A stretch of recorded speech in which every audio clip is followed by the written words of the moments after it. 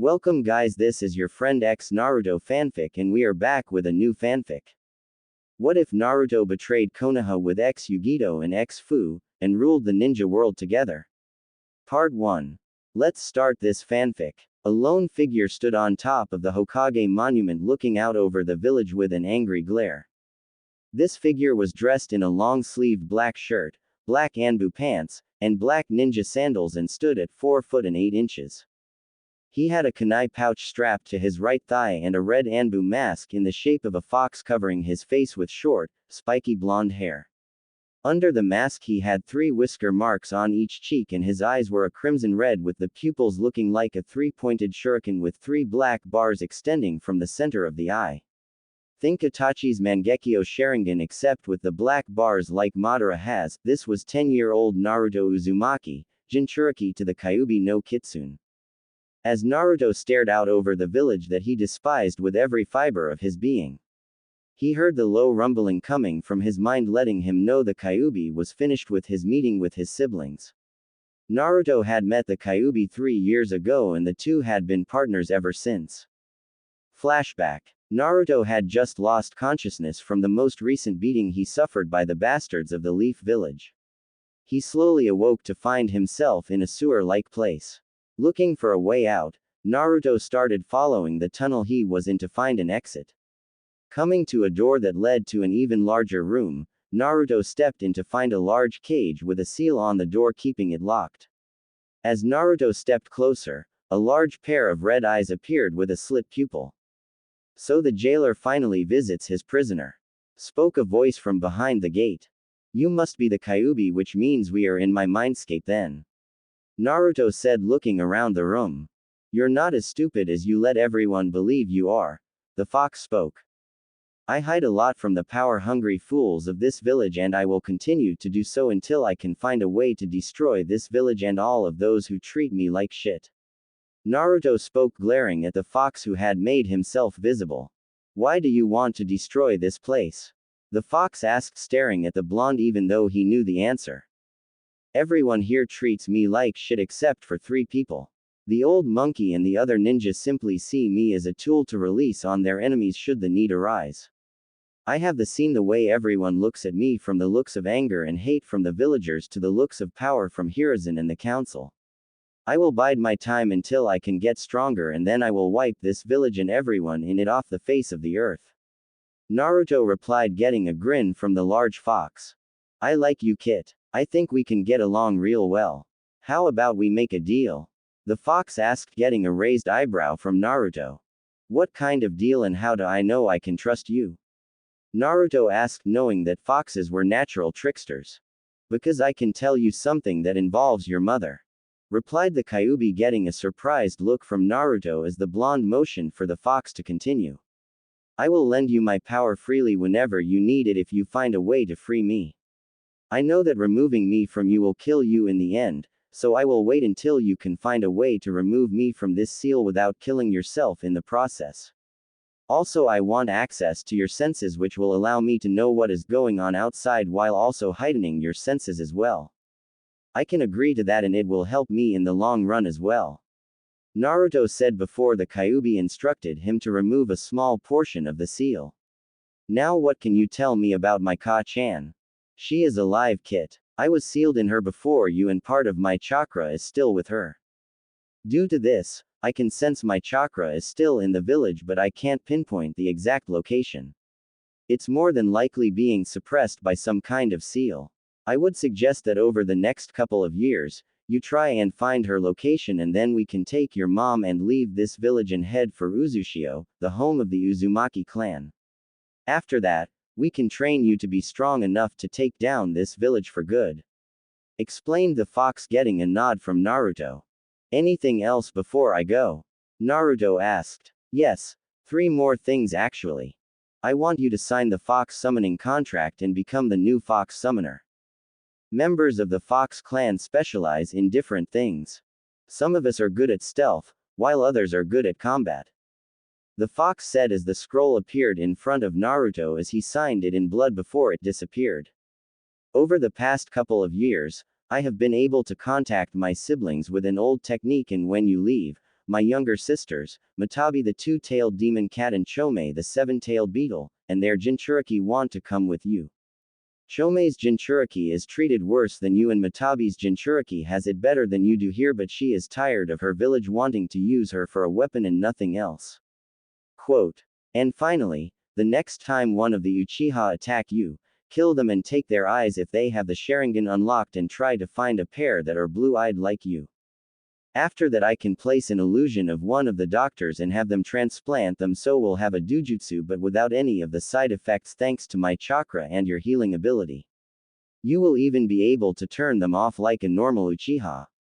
This way you will have more power when it comes to destroying this village. Alright, I will work on finding my Ka-chan and obtaining a pair of Sharingan. Tell your siblings we will contact them when we begin our plans. Thank you Kyuubi. Naruto said with a bow of respect. My name is Kurama Kit. Replied Kurama with a smile. Thank you Kurama. Naruto said as he faded away. Flashback end. After that meeting with the large fox, Naruto had found his mother thanks to the help of the Fox clan. He had also obtained a pair of Sharingan and already they had become the eternal Mangekyo Sharingan thanks to Kurama's chakra. He had talked to the three people he knew truly cared for him in the village. The Ichiraku father and daughter duo along with the cat Anbu Yugao. After telling the three what he planned, all three had vowed to go with him when he left the village. Yugao had even offered to help him escape the place and get his mother out of the village as well. A couple of the fox summons had already escorted the Ichiraku family out of the village and were waiting for the others a few miles away. You ready Kurama? And have you contacted Yugito and Fu yet? Naruto asked his friend and partner. Naruto had met the Jinchuriki of the two and seven-tailed beast shortly after meeting Kurama when the three beasts pulled their Jinchuriki with them to the shared mindscape to introduce the three. I have been ready for this for a long time now Kit. Let's get your mother and get the hell out of this village.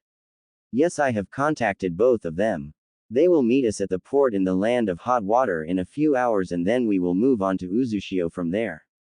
Replied the fox getting a mental nod from Naruto as a figure landed beside him. Ready Ne-chan? Naruto asked looking toward Yugao. Of course Ototo, ready when you are. Yugao replied as they both disappeared in a swirl of leaves.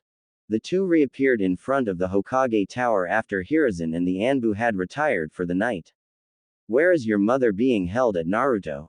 Yugao asked. Hiruzen has her locked up in a room about 3 floors below the cage tower. From the information I have been able to gather, they have her in a medically induced coma and were planning on using her for breeding to continue the Uzumaki line for their own gain. Naruto said as he made a set of hand signs and slammed his hand to the ground. Summoning Jutsu. In a large plume of smoke, Kurama appeared with a large smile on his face showing his pair of razor-sharp teeth. Give them hell Kurama. Naruto thought as Kurama started destroying buildings. I have been wanting to do this for so long now. Kurama said as he began destroying things. As the ninja of the Leaf Village started moving to attack him, he used his paws to crush them and his tails to knock them away. As the large fox continued his rampage, he noticed some of the ninja moving out of his way. His instincts immediately went off and he turned around to see a large black staff coming at his face. He brought a paw up and caught the staff before looking at the wielder. I am so glad you decided to join us, you old monkey. Now this will be even more fun to destroy you in this damn village. Leaf Ninja, attack! Hiruzen yelled as his ninja started firing off jutsu and weapons at the Kyuubi. Kurama let the attacks bounce off him as he focused on the only one who could actually damage him, the third Hokage. Kurama opened his mouth as a large black ball of energy appeared. But before the fox could fire the Bijudama, he felt the summoning starting to weaken, signaling that Naruto was out of the village. You are lucky this time. Next time I see you, you will die. Kurama growled before vanishing in a poof of smoke. Inu. Hiruzen yelled as a dog-masked Anbu agent landed near him. That smoke means that the Kyuubi was part of a summoning jutsu. Find the Uzumaki brat and bring him in. Hiruzen commanded as Inu vanished. HHH. Naruto and Yugao busted through the tower doors and Naruto made his way to the seal that would reveal the staircase that would lead them to his mother. That looks like a blood seal Ototo. How are you going to get past that? Yugao asked as Naruto pulled a small vial from his pocket. The hospital has blood from everyone in the village stored away. With the help of Kurama and a few illusions, it wasn't that hard to get some blood that belongs to the aged monkey. Naruto explained, getting a nod from Yugao. The door opened and the two quickly made their way down the stairs. Coming to the end of the staircase, Naruto opened the door at the end to find his mother still in her induced coma. She was dressed in a white sleeveless blouse and had green dress on over that reached her ankles. Naruto stepped forward and his hand began to glow with the crimson chakra of the Kyuubi. Placing his hand over his mother's stomach, the chakra entered her system without any problems. With the Kyuubi's chakra that was already in her system along with the chakra from Naruto, she started to stir as demonic chakra started pushing the drugs out of her body. She woke up and slowly sat up while rubbing her eyes. Her eyes widened when she heard a voice speak up. "Ka-chan, are you okay?" Naruto asked as he stepped closer to his mother. Kushina studied the blonde-haired boy for a few moments. "Naruto, but how? How are you already grown up? You were only born yesterday." Kushina replied, not understanding what was going on. Naruto made a quick set of hand signs before placing his hand on his mother's forehead. Fox art. Memory transfer. Kushina saw everything that had happened in Naruto's life over the last 10 years. From growing up and wondering who his parents were, to the beatings by the civilians and ninja of the village, to the partnership with the Kyuubi and vowing to destroy the leaf. When the memories were done, she quickly pulled the blonde into a hug as tears leaked from her eyes. "I am so sorry, Masuko. Masuko means son in Japanese. I wanted to be there for you and watch you grow up. Thank you for protecting him, Yugao," Kushina said through tears, getting a nod from the purple-haired woman. "I swear I am going to kill all of them for treating you the way they did and wanting to use me as a baby factory." Kushina growled out. "We will do it together, Ka-chan, but for right now we need to get out of here. Kurama is currently distracting the ninja and we need to leave before the summoning jutsu wears off," Naruto said as he summoned a large three-tailed purple fox and helped his mother on its back until she had time to get her strength back after lying down for 10 years. Naruto and Yugao pulled their masks back on as the small group exited the cage tower and headed for the main gate. As they neared the gate guards were still at their post, not wanting to get in the fight with the Kyuubi. Naruto and Yugao both disappeared in a shunshin and reappeared behind the two. "Make sure you tell Hiruzen that the leaf will burn," Naruto growled out as the two gate guards were knocked unconscious. With that done, Naruto released the summoning as the large kitsune vanished in a poof of smoke as the group made their way from the village. It had been about 4 hours since Naruto and the others had left the village. After leaving the gates of Konoha, they had quickly met up with Tsuki and Ayame before leaving for the hot water village. Tsuki, Ayame, and Kushina were all three on the back of a large fox as they all headed for their destination at top speed. It had been relatively quiet for the trip so far. Deciding he had enough of the silence, Naruto spoke to his mother. "Ka-chan, can I ask you something?" Naruto asked the redhead to receive a nod in return. "Kurama told me a lot about you, but he never said who my father was and he would never tell me anything about him. Can you tell me anything about him?" Naruto asked. Kushina had a frown on her face for a few moments as she stayed silent. She let out a sigh, deciding to be truthful with her son. "I won't lie to you, Masuko, your father was a power-hungry bastard. Your father is Minato Namikaze, the 4th Hokage of Konoha. I was sent to Konoha after Uzushio was destroyed during the Third War. A few years after I was there, I learned that I would be the second Jinchuriki for Kurama as his first host. Mito Uzumaki, and wife of the first Hokage, was dying. She had nothing but good things to say for about the village and the first two Hokage. However, when Hiruzen took over, it all changed. All he wanted was power and for his village to be number one. When he chose Minato as the next Kage, Hiruzen along with Jiraiya the Toad Sage, trained Minato into the same thing, power-loving fools. I was forced into the marriage by the council of the village in order to keep the Uzumaki line going, though the only thing they were wanting were to try and breed stronger ninja. I never loved Minato nor did I want to be part of that marriage. The only good thing that came from that was you, Naruto-kun. Once I found out I was pregnant with you, I was happiest I had been since the war. During the pregnancy, I decided I would leave after you were born and take you with me and leave that village behind for good. But with the attack the night of your birth, you know how everything turned out. Now, we train to get stronger, rebuild Uzushiogakure, and take down the leaf. Kushina explained as the others listened to what she said. Once you can fully control my power kit, the leaf village won't stand a chance against us. Plus if we can truly rebuild Uzushio to its former glory, the Konoha will never stand a chance. I also wanted to let you know that we are arriving at our meet-up spot and I can sense both your mates. They have already sensed my chakra and will be here in just a moment. Kurama said, laughing at the way the blonde blushed and stuttered. What's wrong, Masuko? Kushina asked, noticing Naruto's face. Just Kurama being a pervert. He also said we are arriving and Yugito and Fu are here as well. Naruto said as they landed near the docks. The group waited for a minute before two girls landed near them. The first was a girl that stood about 4 feet and 4 inches, had mint green hair, and orange eyes. She had on a white short-sleeved shirt, a pair of black shorts, and black sandals. The other was a blonde-haired, dark-eyed girl that stood about 5 foot even. She had on a purple shirt, black pants, and black ninja sandals.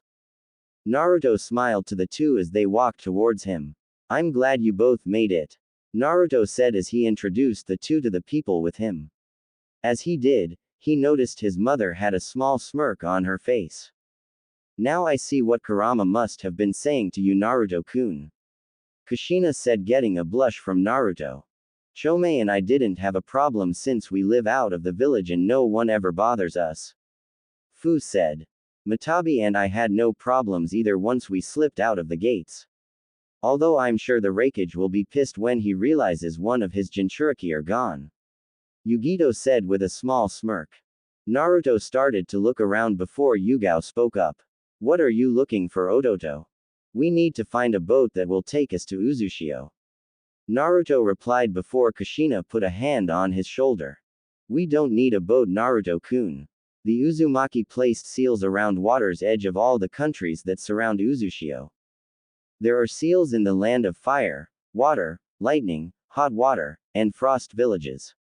With a small amount of chakra we will be teleported directly to the gates of Uzushio. We set this up in case we were ever without transportation back to the village. Kushina explained as she led the group to the end of the large dock. She channeled chakra into her feet once she made it to the end of the dock as a seal started to glow. She motioned for everyone to step around as she focused on the seal. Off to Uzushiogakure we go. Kushina said with a smile as the group disappeared from sight. It had been 6 years since Naruto and the others had left their villages and made Uzushio their new home. When they first arrived, the village was completely barren and run down. Naruto was unsure of how they would rebuild the village with only 7 people and the Fox clan to fix the place up. His worries were put to rest however as Kushina activated a seal that quickly spread around the Whirlpool village repairing everything. After the seal was done, the village looked as if it had never been destroyed in the first place. Kushina had taken up the role of Uzukage as her and the others looked for people to bring into their new home. They offered civilians, missing nins, and anyone else who wanted a second chance in life or needed a place to live a home in Uzushio. The hidden Whirlpool village quickly started growing back to its former glory. During the time they were gathering people for the village, Kushina and Yugao trained the 3 Jinchuriki to become the best ninja they could be. Yugao also received training from Kushina to better her Kenjutsu, since Kushina was known for her Fuinjutsu and Kenjutsu skills. Kushina was able to hold her own against 3 of the 7 swordsmen of the mist at once, and while Yugao wasn't nearly as strong as her new Kage, she was quickly getting better at her sword skills. It took them about 2.5 years to finally get enough people to start up the village again, and the village had been doing extremely well ever since. We currently find Kushina in her office with Team Yugao standing in front of her desk. Naruto had grown to stand at an even 6 foot tall. He still had his short spiky blonde hair and had a red headband with the Uzushio swirl on the metal plating. He wore a dark blue, short-sleeved t-shirt with a red Uzumaki swirl on the back. He had on a pair of black pants with a few pockets on the legs with black ninja sandals. On his back was a katana that Kushina had made for him. It had a crimson blade with a fox design going up the blade with orange wrappings around the grip. Over top of all this he wore a gray hoodie that had the hood pull up with a sleeping dark purple furred, two-tailed fox on his head. This was Kiyomi, Naruto's personal fox summon. Fu stood on Naruto's right side. She had grown to stand at 5 feet and 5 inches and was now the first summoner of the insect summoning clan. She had on a red handband just like Naruto and was wearing a white sleeveless shirt that showed part of her stomach. She had on a white skirt that stopped at mid-thigh with a pair of black shorts on underneath and a pair of white ninja sandals. She had kept her hair short and had it back out of her eyes with a couple of orange hair clips. Strapped to the back of her waist was 2 daggers with one grip sticking out from each side for easy drawing. Yugito stood on Naruto's left side. She had grown to 5 feet and 10 inches and was the summoner for the Demon Cat clan. She had on a short-sleeved, purple shirt, black pants, and black ninja sandals along with the Uzushio headband. Her hair had grown out and was now done in a braid that reached to her waist. Strapped to each of her sides were metal claws that she could slip over her hands. Each one had 3 razor-sharp claws and were pitch black. Yugao was dressed in all black with a short-sleeved t-shirt, pants, and ninja sandals. The only color she had on was the red headband and the red Jonin flak jacket she wore over her clothes. "We are here for a mission, Uzukage-sama," Yugao said, bowing to her cage with her 3 genin copying her actions. "Just in time, Yugao. We just had a woman and her son come in by the name of Tsunami and Inari from Wave Country. Her country is under control by a man named Gato, owner of Gato Shipping Company. Her father is a bridge builder and is working on a bridge that will open trade routes to their town. She said her father went off a couple days ago to hire some help, but she didn't know if he would get enough or be able to afford it." "What is our mission, Kushina-sama?" Yugito asked. "You are to protect the bridge builder's family and help finish the bridge. During the time you are in Wave, find Gato and take him out. Raid his place and take the money to pay for this mission and give the rest back to Wave Country. Be at the gate in an hour and I will have Tsunami and her son meet you there." Kushina said as the 4 bowed before they vanished in a shunshin. Hiruzen sat at his desk dealing with paperwork after just sending Team 7 on their first C-rank mission. Ever since their Jinchuriki had escaped, they had to work harder to prove they were still the strongest village in the elemental nations. It also didn't help that Kushina was gone as well, which sunk their plans of breeding strong ninja for the Leaf Village. Even with all their tracking and Anbu teams, they still couldn't find Kushina or Naruto anywhere in the nation. Then to top it all off, he receives word that the destroyed Whirlpool village was rebuilt and was quickly becoming one of the strongest villages in the nation, and they had no way of getting information about the village. As Hiruzen continued his paperwork, a knock at the window alerted him to the presence of one of his students. Turning around in his chair, he saw the Toad Sage Jiraiya. "Have you been able to find either of the Uzumaki or get any information of Uzushio?" Hiruzen asked. "I'm afraid not, sensei. I have looked all over the elemental nations and can't find either one of them.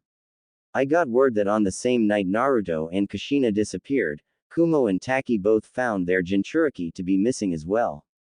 Kumo still has the 8 tails, but the 2 tails is gone. It could be the work of the Akatsuki," Jiraiya explained. "I don't know, but we need to find some way to get the power we once held back," Hiruzen said. Team Yugao along with Tsunami and Inari had been walking for close to 4 hours now after arriving back at the mainland from Uzushio. It had been relatively quiet and the silence was starting to bore the blonde male of the team. "Tsunami-san, May I ask you a question? Naruto asked as he stepped back near the older woman. Of course. Tsunami replied with a small smile. What exactly is Wave Country like? Naruto asked, wanting to know more about the land they were to free. Wave used to be a happy and thriving place with happy citizens and very little crime. However, that changed when Gato showed up and took over the land. His thugs took most of what we owned, saying it was taxes for Gato, allowing us to live on his land, and the people who tried to stand up to him were killed in front of everyone. My husband and Inari's stepfather was one of those people who were took from us when he tried to stand up for the people of Wave. Tsunami explained as a tear escaped from her eye as she remembered her husband. My father has been trying to build a bridge from Wave Country to the main lands for some time now to open trade for us to better help support those in Wave. Right now there is only one entrance into Wave, and that is by sneaking past Gato's thugs. I hope my father can finish his bridge and help Wave, but at the same time I don't want to see him killed for going against Gato. Tsunami finished. Don't worry, Tsunami-san, we will make sure your father is protected and gets the bridge done. Fu said with a cheery voice, causing Tsunami to smile. Kit, look up ahead. Looks like the Leaf Ninja are here. Kurama said with a smile. We are coming up on the boat that will get us back into Wave now. Tsunami said as she pointed at a small boat setting in the water. As the group of ninjas looked to where she was pointing, Naruto couldn't help but let a smile grace his face. Looks like we get to have some fun on this mission. Naruto said, causing everyone to look at him. Naruto, don't start anything. I want to see the leaf burn as much as you do, but the mission comes first. Are you going to try and hide your identity for now? Yugao asked. I know that, Yugao-sensei, and the mission will come first. And no, I'm not going to hide my identity. I am going to let them know I am still alive and that I managed to escape from a ninja village by walking right out their front gate. If they think they can force me back to the village, I would like to see them try. Judging by their chakra, that is Sasuke Uchiha, Sakura Haruno, Sai is a member of Root, and their sensei is Kakashi Hatake. Naruto said as the group got closer to the boat. How do you know them, Naruto-kun? Yugito asked her fellow blonde. I gathered what information I could before I left the leaf and memorized a lot of the village's chakra signatures. The only one we will really have to worry about is the Jonin-sensei, but Yugao-sensei can handle him, especially with our backup. Naruto replied to his friend as Tsunami and Inari moved to talk with the older man that was with the leaf ninja. Kakashi looked over the new group of people before his eyes landed on Yugao and Naruto and the Uzushio Hitai 8. His eyes widened once he realized who he was looking at. He stepped forward and placed a hand on Naruto's shoulder. Naruto Uzumaki, you are to return to the Leaf Village at once under orders of the Hokage. Kakashi said before he felt a blade press against his throat. I suggest you take your hand of my student before you lose your head, Kakashi. We are no longer members of the Leaf Village. We are members of Uzushio and answer only to the Uzukage. Now if you don't want to start a war with our village, I suggest you back away from my student. Yugao growled out as Kakashi glared at the two before backing away. Yugao sheathed her sword before turning to the three family members. You three take the boat with the Leaf Ninja team. My team will walk along next to it. Yugao said as her team stepped onto the water. Kakashi motioned his team onto the small boat with the civilians as he whispered to Sasuke and Sai. If either of you can weaken or capture the blonde male of the team, you will be rewarded extra once we return to the village. Use your Sharingan if you have to, Sasuke, and place him under a genjutsu.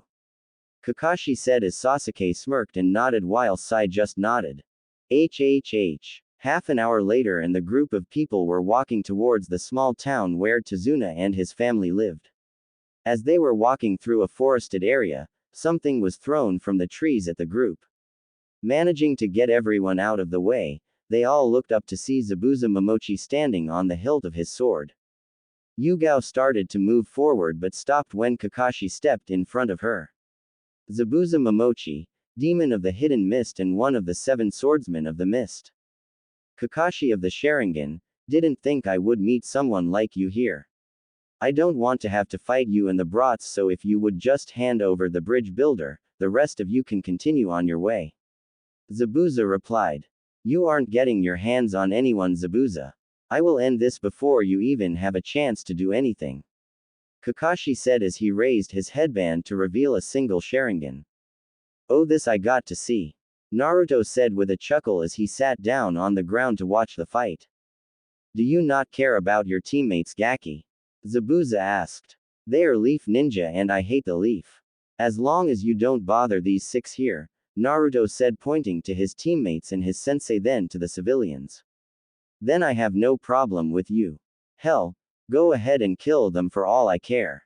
Naruto finished as his team gathered around him with Tazuna and his family standing behind the entire team. Minus 15 minutes later, Naruto was laughing as he looked at the water prison Zabuza had Kakashi trapped in. That's what you call finishing things quickly. You barely lasted 10 minutes against him. And you team can't even get past a water clone at 10% of the original's power.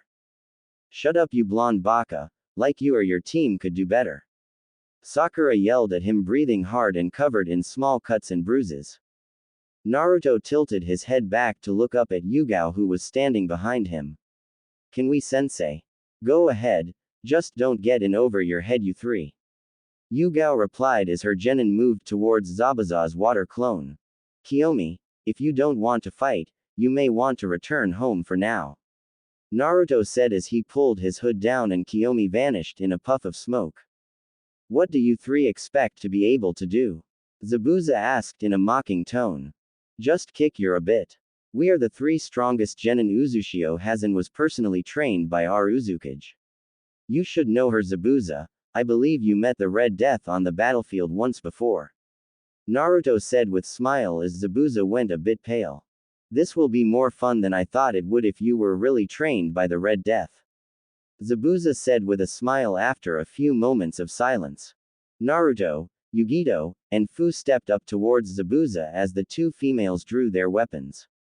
Naruto created a single shadow clone and the clone pulled the sheathed blade from his back and gripped the sword in a reverse grip. After a few moments of silence, the clone launched forward at blurring speeds. Uzumaki One Sword Style. Lion's Song. The clone shouted as he unsheathed his blade and went for Zabuza's neck.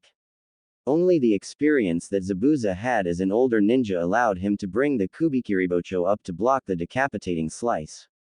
You actually managed to block my attack, not bad, Zabuza.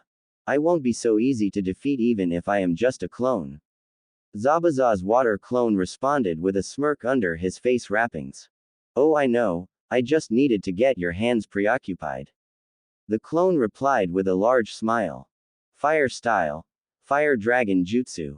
The original shouted as a large dragon of fire was shot from his mouth. Zabuza quickly jumped back as the jutsu consumed the clone and continued for him. Quickly making a set of hand signs, a wall of water rose up around him as steam settled over the area. Yugito burst out of the steam, striking at Zabuza with her metal claws.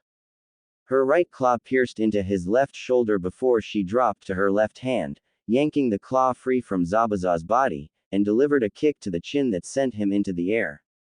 Fu appeared above him with a pair of green glowing wings and her twin blades ready to slice. Fu spun in the air as Zabuza neared her as she sliced the clone multiple times before stopping. The clone burst from the damage as the water fell back to the earth. The original Zabuza was too distracted by the 3 genin to notice Yugao moving toward him. Yugao ran towards Zabuza and kicked him in the side, sending him rolling across the water and back to land as Kakashi fell into the water. Yugao quickly drew her katana and rushed at Zabuza, intending to pierce him. Zabuza picked up his large blade and turned to block the sword of Yugao's as it neared his heart. Zabuza pushed Yugao back before standing and holding his blade out in front of him. Thought you all didn't care about the Leaf Ninja?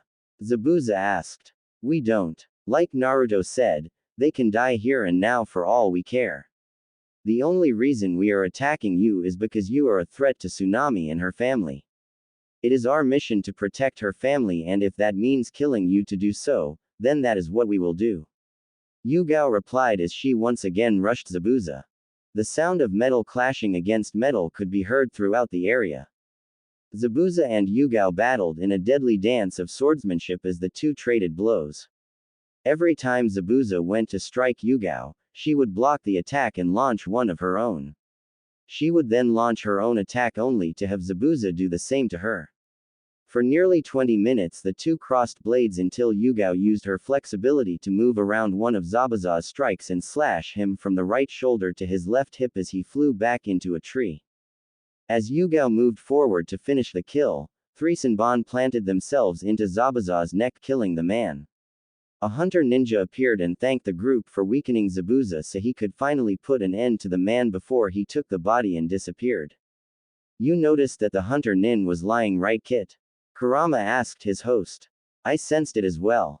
Looks like Zabuza will be back for round 2 sooner or later. Naruto replied before Team Yugao started walking off with Tsunami, Inari, and Tazuna towards the civilians' home, leaving Team 7 to stare at them as they went. It had been 4 days since Team Yugao arrived in Wave Country on their mission. Over the course of the 4 days, the team had gotten in some training while helping Tazuna work on his bridge that was nearing completion. Naruto, Yugito, and Fu had their summons out gathering any information on Gato and his thugs so they could plan the best time to strike Gato's mansion and kill the man. What time Naruto and his team weren't gathering information, they were dealing with the pain in that was Team 7. The four-leaf ninja had been trying not stop to talk Naruto into returning to the Leaf Village.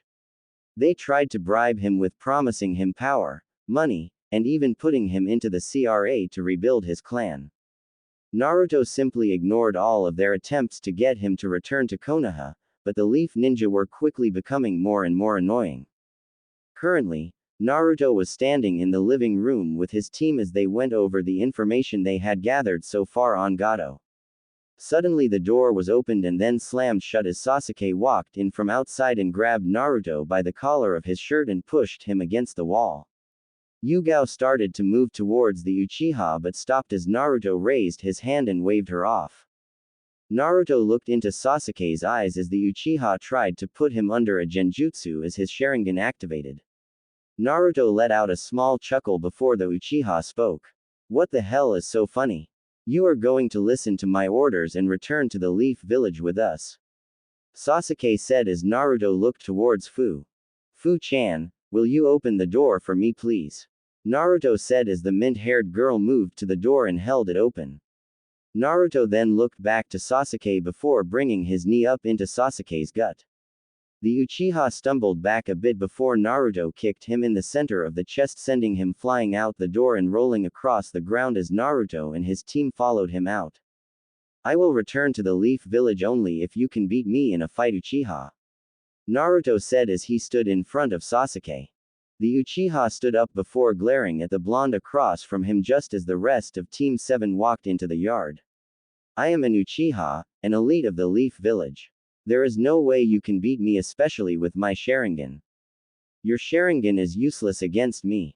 I can't be placed in a genjutsu. Naruto said as he had his own Sharingan active and hidden behind a small genjutsu. And if the Uchiha were so elite, where are they now? Oh, that's right, the whole clan of elites were taken out in a single night by one clan member. When it came to the elite of the Uchiha clan, there were very few. Madara, Shisui, Itachi, and Makoto were elites. You and the rest of the Uchiha were nothing compared to them. Naruto said as he smirked when Sasuke charged at him. The Uchiha ran forward with his fist pulled back. When he got close to the blonde, he threw a right hook at Naruto's face. Naruto stepped to the side avoiding the punch. Sasuke continued forward and fell to his hands as he brought his leg up towards Naruto's head, which was blocked by the blonde's raised arm. Naruto grabbed Sasuke's extended leg and flipped the Uchiha over his head and slammed him into the ground on his back. Sasuke stood back up as a growl escaped his lips and his made a set of hand signs. Fire style. Fireball jutsu. Sasuke said as he launched a large fireball at the blonde as Naruto made his own hand signs. Water style. Water dragon jutsu. Naruto said as he launched a large water dragon from his mouth that flew into the fireball. The water dragon overpowered the fireball and launched at Sasuke, sending him bouncing along the ground once again.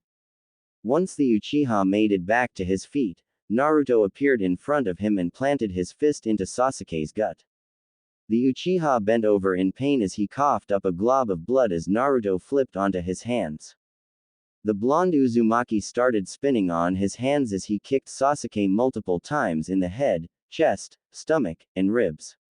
When Naruto finished spinning, he hooked his foot around Sasuke's foot and pulled his leg out from under him, causing him to go airborne. Naruto immediately went into a double handstand position before pushing his arms up and planting both feet into Sasuke's chin, sending him higher into the air. Naruto appeared above the Uchiha as Naruto started flipping through the air. Naruto brought the heel of his foot down on Sasuke's head and sent the Uchiha flying head first into the ground.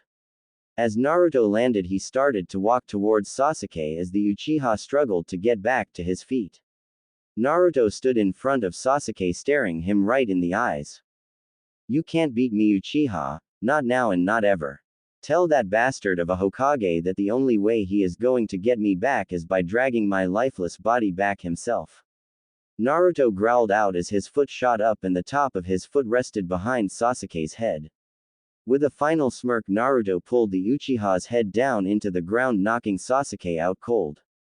As Naruto walked back to his teammates, a three-tailed fox as black as the night sky came out of the surrounding forest. "Naruto-sama, now would be the best time for you and your team to go through with your plans.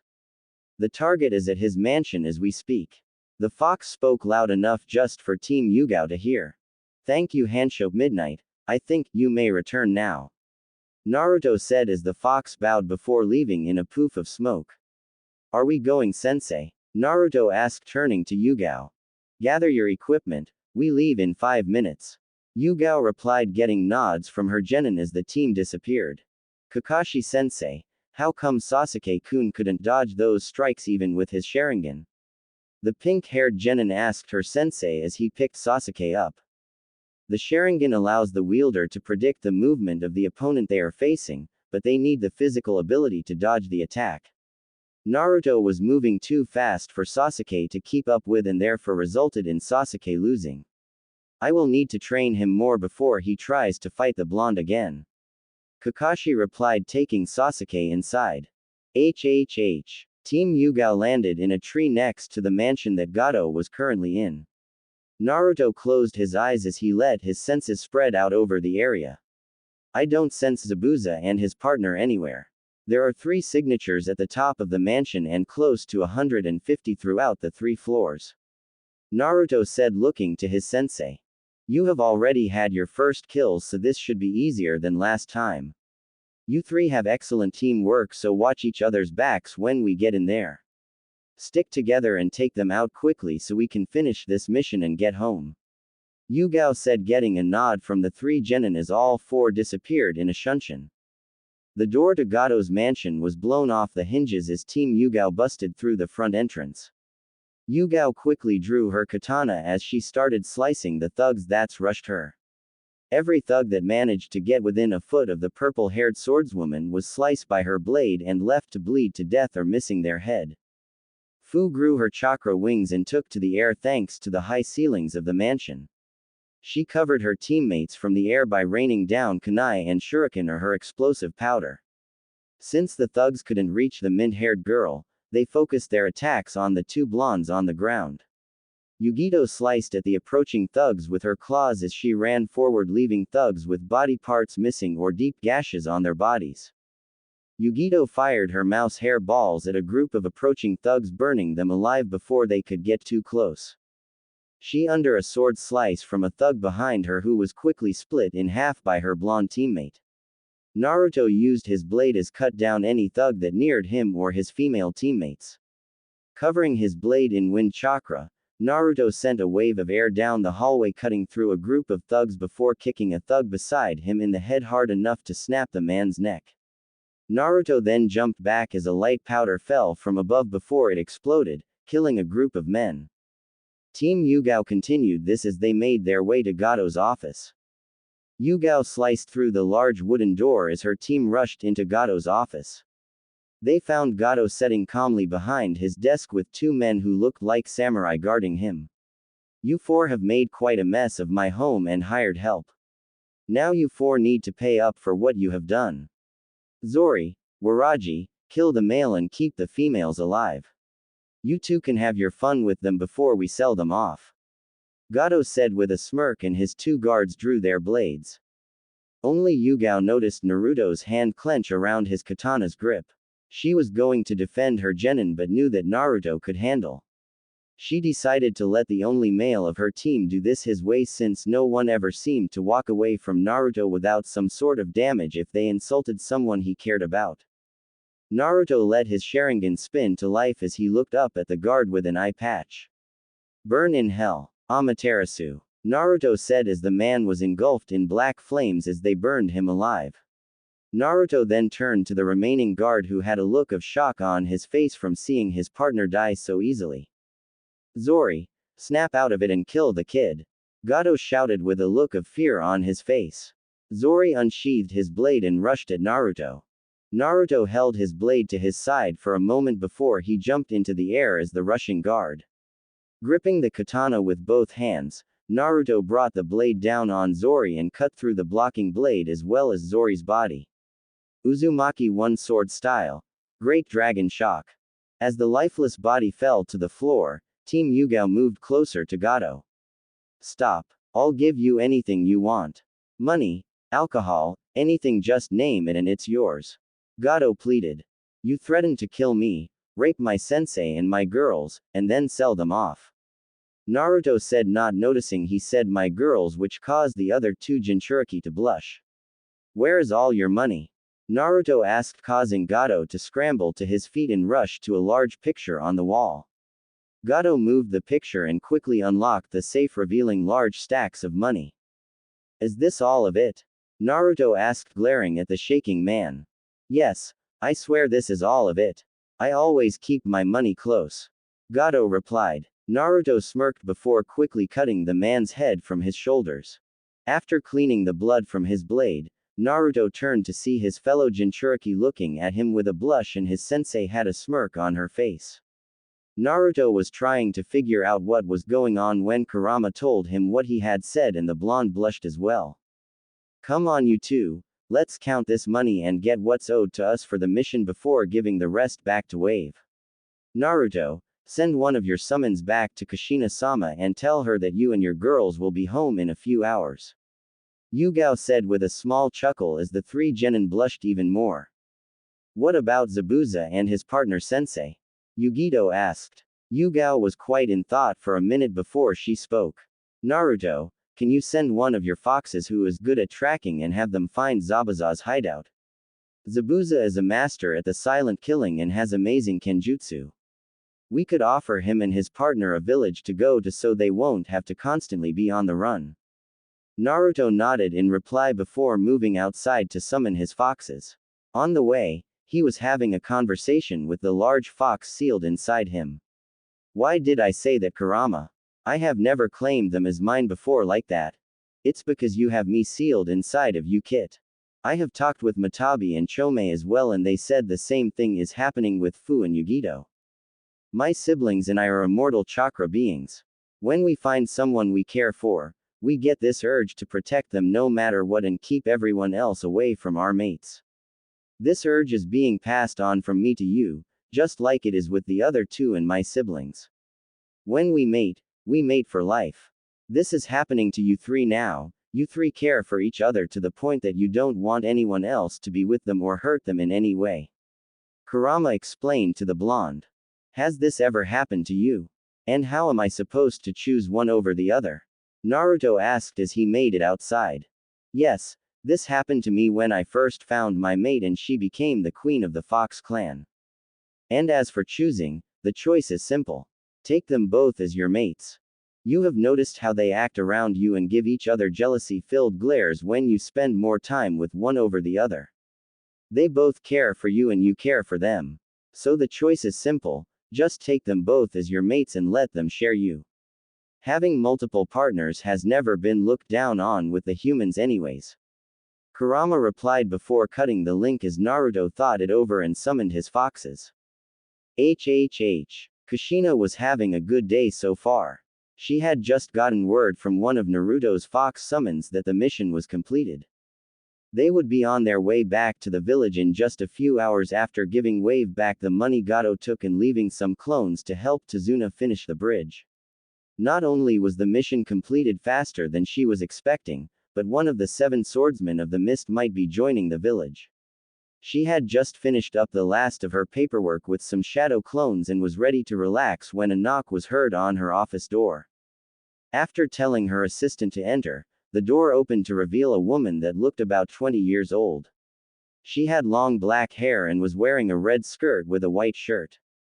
Kushina-sama, someone is here to see you. He didn't give a name but said it was very important to speak with you and that he is the Otokage. The woman said.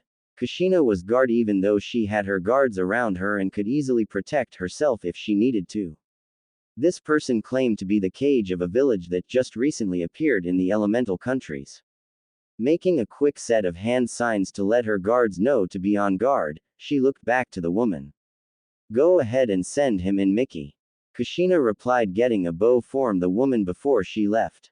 A few moments later and the door opened to reveal a person that stood almost 6 foot tall. They had on a white haori with a purple full-length kimono tied shut by a purple sash. His hat was all purple except for small section in the front middle that had the kanji for Otokage. Kushina stood and bowed to the man as she motioned to a chair. Please Otokage Dono, have a seat. Kushina said as the man bowed before sitting down. What can I help you with today? It must be something important for you to come and see me personally. Kushina said, deciding to get straight to the point. Straight to the point as always, Kushina. The man said as he reached up and removed his hat, revealing his face for the Uzumaki to see. Orochimaru. What the hell are you doing here? Kushina asked as waited for his answer before deciding to attack the man or not. I simply came to ask for help. I thought it would be better to talk cage to cage, especially with what I am needing help for. Orochimaru replied. What do you need my help with? You are a Sanin and now even a cage. I have my own things I need to deal with. Kushina replied as Orochimaru simply smiled. I want the destruction of Konoha just as much as you and your son do. I watched Naruto when he was younger and saw the way he was treated before I left the village. With the spies I still had in Konoha, I found out that Naruto had left and taken his thought to be dead mother with him and that he was planning on destroying the village. We can work together to destroy the leaf. The only thing I want is the last Uchiha. Orochimaru explained. Kushina thought it over for a few minutes before speaking. Very well, Orochimaru. It seems we have a lot to talk about. HHH. Naruto and his team stood outside of the hideout that Zabuza and his partner was using. After the fox summon had tracked them down, it returned to the blonde and quickly led them to where they were now. Naruto had his eyes closed as he focused on sensing for chakra signatures. I can only sense 2 people in the building, sensei. It should only be Zabuza and the hunter Nin that was with him before. Naruto said, looking to Yugao. Alright, be on guard just in case they try something, but remember we aren't here to fight. Offer them the chance to join Uzushio, and if they agree they come with us. If they choose not to come, then we will simply let them go and return to the village. Yugao said as the 3 genin nodded. Yugao walked up to the front door and knocked on it with her team behind her. All 4 were prepared to fight just in case Zabuza or the hunter Nin tried anything. A few moments later and a young girl with long black hair and brown eyes. Upon seeing the Uzu team, she quickly drew a couple senbon and prepared to strike. We aren't here to fight. We just want to speak with Zabuza and then we will be on our way. Yugao said, holding her hands up in front of her. Why should I trust you when you tried to kill Zabuza earlier this week? The girl asked, still on guard. Because during that time, you and Zabuza were hired by Gato to kill the bridge builder and his family. It was our mission to protect them. However, Gato is now dead, which means you and Zabuza are no longer employed by him, so we have no problem with either of you. Yugao replied, remembering the information on Zabuza that was in Gato's office about the missing Nin's employment. Before the girl could reply, a slightly bandaged Zabuza appeared beside her holding the Kubikiribocho. Let's hear them out, Haku. If Gato really is dead, then we no longer need to kill the old man. Zabuza said before turning to the purple-haired Jonin. What do you want? Come back to Uzushio with us and join our village. You both can quit running all the time and you won't have to constantly be looking over your shoulder for the other hunter ninja. We have already contacted Uzukage-sama and let her know we were going to try and bring you two back. If you don't want to return with us, then we will simply leave you be and not bother you anymore. Yugao explained, waiting for an answer. Zabuza looked to Haku, who had a look of hope on her face at finally being able to settle down somewhere. He, himself, had wanted to stop running for a long time now and settle down in a village that would accept him even with his past. Deciding he had nothing to lose and that this could be what he had been hoping for, he looked back to Yugao before speaking. Alright, we'll give it a try and see how things turn out.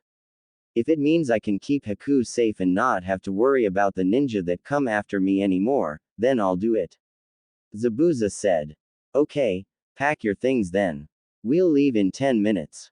Yugao replied as her team prepared to travel back to Uzushio. What do you mean you couldn't bring back the Jinchuriki? Hiruzen asked with a glare at Kakashi. Team 7 had just returned from their mission to Wave Country.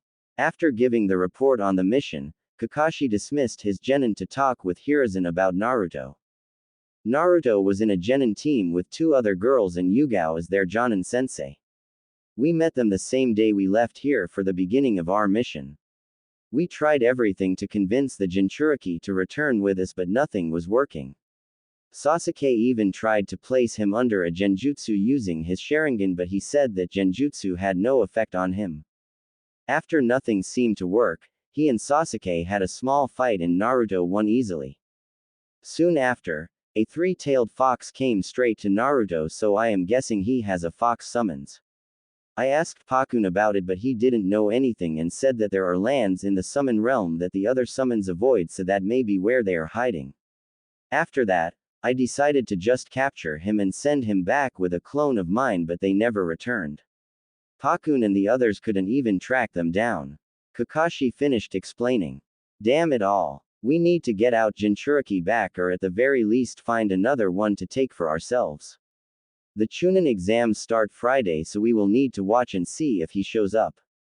If not, then I will send Jiraiya after information on the other Jinchuriki. Danzo is trying to locate one currently, but maybe another set of eyes will help. Go and prepare your team, Kakashi. The Hokage said, getting a bow from the Jonin before he vanished. After Kakashi left, Hiruzen flared his chakra and an Anbu appeared kneeling in front of him. Bear, bring me Inoichi Yamanaka immediately. Hi Hokage-sama. The Anbu replied in a swirl of leaves. A few minutes later and there was another swirl of leaves that revealed a tall blonde-haired man. You summoned for me, Hokage-sama. Inoichi said with a bow. This Friday starts the Chunin exams here in Konoha. I am almost certain that our missing Jinchuriki will attend them. I want you to make contact with him and try to wipe his mind of anything and everything and implant new memories and make him loyal to Konoha. The Cage ordered. In order to be able to do that, I will need to make direct contact with the boy. What of the Kyuubi? Inoichi asked his leader. Minato was a seal expert himself. There will be no worry when it comes to the Kyuubi. Hiruzen replied. Very well, it will be done, sir. The blonde replied before bowing and leaving the office. Lizard, go and get me Danzo. Tell him I want to know how the search for the 6 tails is going. Hiruzen said before he felt a presence leave his office. Ka-chan, you can't honestly be willing to trust and work with Orochimaru. He will turn on us as soon as he can. Naruto said as he, along with his remaining team members, Kiyomi, who was resting on Kushina's desk, and Zabuza and Haku stood in front of Kushina. The team had been back for 4 days now and had been resting since. Kushina decided not to tell them of Orochimaru's visit till after they had rested. She had also tested Zabuza and Haku both to see where they were ranked. Zabuza had Jonin rank and Haku had Chunin. Not to go against your judgment, Kushina-sama, but I believe Naruto is right. I never met the man, but I have heard stories of the snake Sanin and none of them were very pleasant. Haku said from her spot next to Zabuza. I understand that and I don't trust Orochimaru at all. But we need his help. Uzushio may have come a long way since we rebuilt the village, but we still have less people here than Konoha does and our shinobi forces aren't what they used to be before Uzushio was wiped out in the first place. We will keep a close eye on Orochimaru but right now we need his help. The Chunin exams start this Friday in Konoha.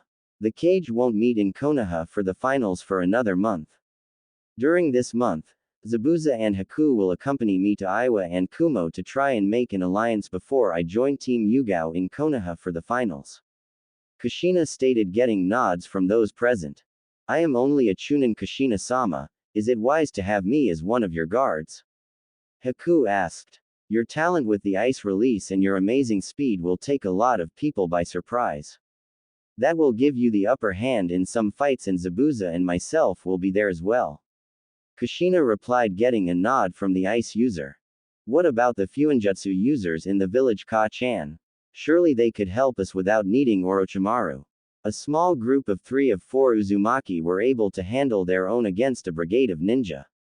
Naruto replied, causing Kushina to look at him again. We have 2 seal masters in the village right now, Naruto. That is you and myself.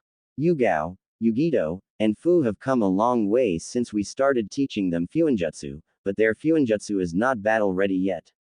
The only others users we have is the SEAL team that knows just enough to keep the SEALs around Uzushio working.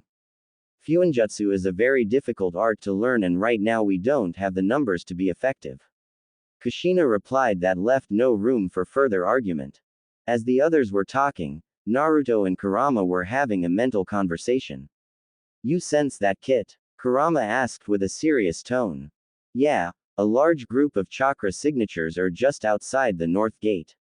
2 of them feel really familiar though. Naruto replied as he focused on the 2 signatures before his eyes widened in surprise. That's Itachi, there's no doubt about it. Naruto said, getting a nod from Kurama. Masuko, everything alright? Kushina asked, seeing her son's shocked expression which caused Kiyomi to look to her master. Naruto unsealed his blade before moving towards the open window. Itachi is just outside the north gate with a large group of chakra signatures with him. Naruto replied before jumping out the window and heading for the gate. Kiyomi quickly followed after the blonde as she grew to stand about 4 feet tall. Before anyone else said anything, a tall black-haired man appeared in the room. Uzukage-sama, a large group of chakra is nearing the village. What are your orders? I will see to this personally. Make sure there are no others coming from anywhere else. Team Yugao, Zabuza, and Haku with me.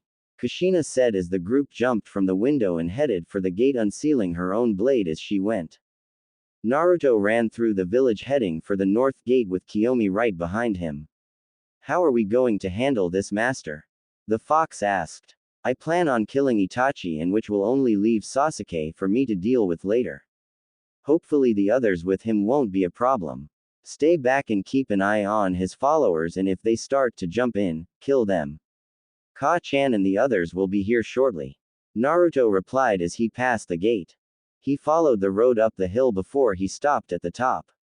Looking down the other side, Naruto saw about 100 people all wearing black cloaks walking up the road. The one in front had a black cloak with red clouds and was wearing a straw hat. Stop right there, Itachi, Naruto said, causing all the people to stop and Itachi to look up at him. Itachi looked at Naruto for a few moments before speaking. Hello Naruto-kun. Been some time since we last saw each other. Cut the chit-chat, Itachi. If you are here to get the Kyuubi for the Akatsuki, then you will just end up dying. And even if you aren't here for the Kyuubi, I will still kill you and come one step closer to ridding myself of one of the biggest pains in the I have ever had. Naruto growled out as Kushina and the others landed behind him. I came to talk, Naruto. I came to ask the Uzukage to allow the remaining members of my clan to join Uzushio. Itachi replied, getting shocked looks from everyone. You killed off the clan all except Sasuke. Yugao said, eyeing the Uchiha. No, I didn't. I only killed the ones who were planning the coup and left Sasuke because he was too far corrupted by Toussaint. I took my mother and the others away from the village and hid them. They left blood clones so no one would expect anything. Itachi explained. I have few good memories of the Uchiha clan Itachi, and most of those are only because of Makoto Ka-chan. Naruto replied. I understand that, Naruto, but the Uchiha I have with me don't hate you. Everyone here had helped you in some way when you were still in Konoha. Whether it be escaping from the mobs after you or even leaving you food and other things on your doorstep. Especially Ka-san, Itachi said as one of the cloaked figures stepped forward and removed their hood to reveal Makoto Uchiha. I'm sorry I couldn't do more for you, Naruto-kun, and that I left you in the village when we left. I wanted to take you with us that night, but everything happened so fast and we didn't have the time to get you. Makoto explained with a few tears in her eyes. I don't sense any lies from her. What about you, Kurama? Naruto asked. She is telling the truth, Kit. Plus, with the Uchiha clan now in Uzushio, you will be closer to taking out the Leaf Village. Kurama replied. Naruto sealed his blade away and turned to his mother. I would like to catch up with Makoto Ka-chan, but we need to leave now or we will be late and I still don't trust them. Will you make sure none of them are going to try and attack me and explain to her about my eyes? Naruto asked so only Kushina heard him. Of course, Masuko. Stay safe and I will see you in a month. If I need to see you sooner, I will use the summoning seal you gave me. Kushina replied before Naruto hugged his mother and headed back to the village with his team and Kiyomi now on his head. Kushina watched her son and his team disappear back to the village before turning to the group behind her. Before I take you all to the village, I need to know two things. First, how did you know we would be here? A spy in the Akatsuki was keeping an eye on Naruto while he was in Konoha. One day when the spy returned to our base, he informed us that Naruto had left the village and had taken his thought-to-be dead mother with him. When I learned that and learned about Uzushio returning, I knew this was the only chance I had at finding my family a safe place to live. Itachi explained, getting a nod from Kushina. Second, are any of you still loyal to the Leaf in any way? Kushina asked as she watched them kneel before her. Why do you ask, Uzukage-sama? Makoto asked. I had to make sure because Naruto and I plan to destroy the Leaf and end the village for good. Let's go back to the village and I will explain more there. Kushina said before she flared her chakra. A man with a fiery red bird mask appeared. This was Phoenix, the leader of the Titans of Uzushio.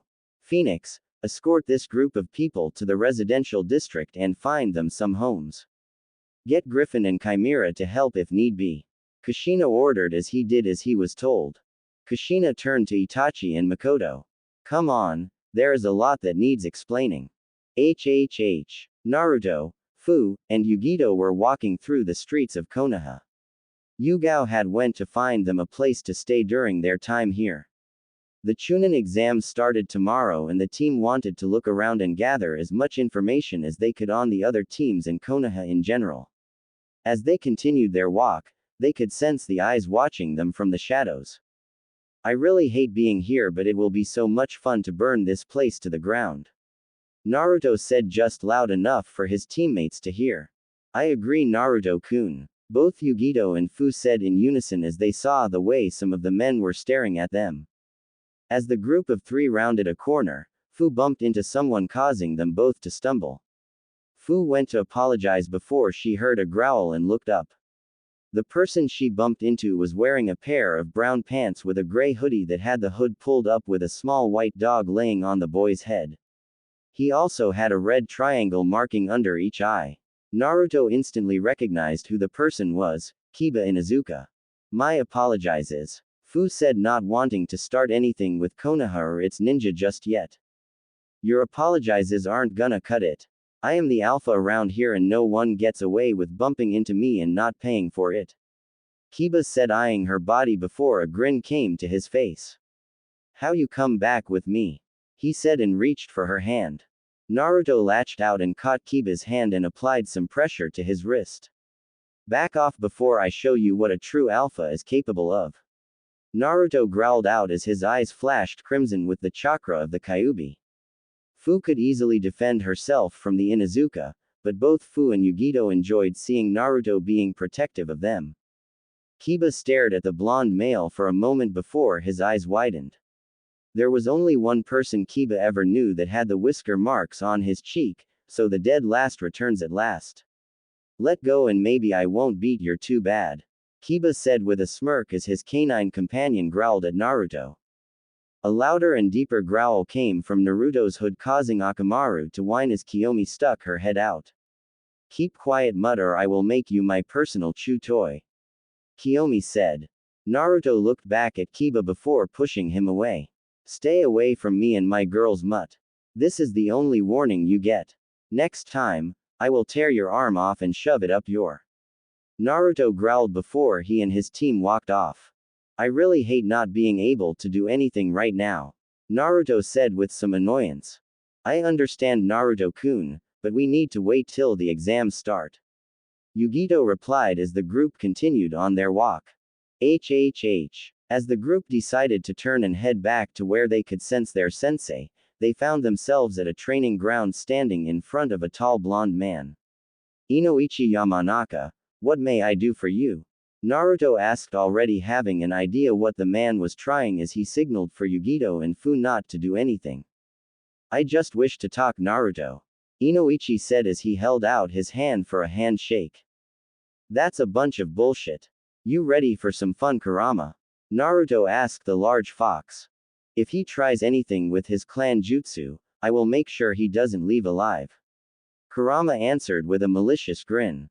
Naruto reached forward to shake his hand and didn't bother trying to stop the Yamanaka from placing his hand onto his forehead. As soon as Inoichi placed his hand to Naruto's forehead, everything went black for both blondes. Mindscape. Inoichi walked through a large open field of grass. Inoichi was confused as soon as he entered Naruto's mind. He didn't think the Uzumaki brat was smart enough to change his mindscape to his own liking, and he still hadn't seen any sign of Naruto or even the Kyuubi. The Yamanaka clan head was currently looking for the area of Naruto's mind where all his memories and other things were held. The only thing he had found so far was a large forest, a few rivers and some random animals. As Inoichi kept walking, he was taken by surprise when a large red tail wrapped around him. He came face to face with the Kyuubi with Naruto sitting on the large fox's head. Welcome to Kurama's home, Inoichi. One thing you should know about this though, is that neither Kurama nor I like intruders here. Naruto said. How could you release the Kyuubi, Naruto? Now the beast is going to kill us all. Inoichi said with a bit of fear. For one, I didn't release him, we are just working together. For what, you may ask? Well, that would be the destruction of the Hidden Leaf Village. Naruto said with a grin. Are you sure you should be saying all this to him, Kit? Kurama asked. I don't see the problem with it. It isn't like he will leave here alive anyway. Naruto replied. Inoichi smirked as he looked at the blonde and the fox. I am a Yamanaka, I can easily get out of here. That is where you are wrong, Inoichi. Naruto said as a red chakra surrounded the Yamanaka. From the moment you touched the kit, my chakra has been forcing its way into your body, killing you from the inside out. Very few people can stand the power of demonic chakra, and you are not one of them. Normally I would take my time in killing you, but we need to save all our energy for the next couple days in dealing with these exams. So goodbye, Kurama said as Inoichi killed by the demonic chakra. And good riddance, Naruto said as he faded from his mind. Real world. Naruto opened his eyes to find Inoichi lying face down in the dirt, not moving at all. The only thing that was different was that he was missing his shirt and the demonic chakra of Kurama had burned a message in his back. Let's go, girls. We need to prepare for tomorrow. Naruto said as the three disappeared in a shunshin. A few hours later, and Hiruzen was standing over the dead form of Inoichi with his fist clenched in anger. He had just lost one of his best ninja and interrogators. Hiruzen was beyond pissed as he stared at the message in Inoichi's back. The leaf will burn and the streets will run red with my revenge. Naruto, Fu and Yugito were walking down the street headed for the academy and the start of the Chunin exams. After their confrontation with Inoichi last night, the group had immediately went to the hotel they were staying at to go over their plans for the exams. As they walked in silence, Yugito decided to speak up and start a conversation. Who do you think Yugao-sensei is going to talk to today? The blonde female asked. Yugao had told her team last night that she had some friends before leaving Konoha and that she was going to try and get them to join Uzushio. Hard to tell. The only thing I do know is that it is someone who won't bad talk me. Yugao was always watching over me here in Konoha and never let anyone around who would hurt me when I was younger. I can only think of two people that could be, but we will just have to wait and see. Naruto replied, getting a nod from Yugito. Naruto-kun, up ahead. Fu said, causing Naruto to look up and see Kabuto. Orochimaru's spy made a slight hand motion before disappearing in a shunshin. Looks like Orochimaru's lapdog wants to talk. Naruto said with a sigh, learning of the silver-haired ninja from his mother. What about the Anbu that have been following us? Yugito asked. The three genin had noticed the hidden Anbu even before they left their hotel. Naruto smirked as he brought his hands up into a cross formation. Multi-shadow clone jutsu. The area was full of hundreds of Naruto's clones as some started transforming to look like his teammates. As the clones started vanishing in different directions, Naruto placed his hands on Yugito and Fu's shoulders and Sunshine to Kabuto. What do you want, Kabuto? Naruto asked as the three appeared next to Orochimaru's spy. Just trying to give a bit of help. In order for me to get close enough to Sasuke for Orochimaru-sama, I am going to offer him information on the participants. We both know that Sasuke will more than likely ask for information on you. Do you want me to tell him the truth of your abilities or make things up to make it seem like you aren't a threat? Kabuto asked the blonde. You might be a good spy, Kabuto, but not even you or that snake know all of my abilities. Just make it to where the genin here will underestimate me and my team and we will handle the rest. Naruto replied before Team Yugao vanished. Team Yugao finally managed to reach the academy and had picked up an extra along the way. Kiyomi had summoned herself, stating that she would be by her master's side throughout the exams in case he needed her help. Naruto had the fox lying on his head with his hood pulled up to keep her hidden from the other ninja around. The team made their way up past the obvious genjutsu and to the third floor where the exam was held.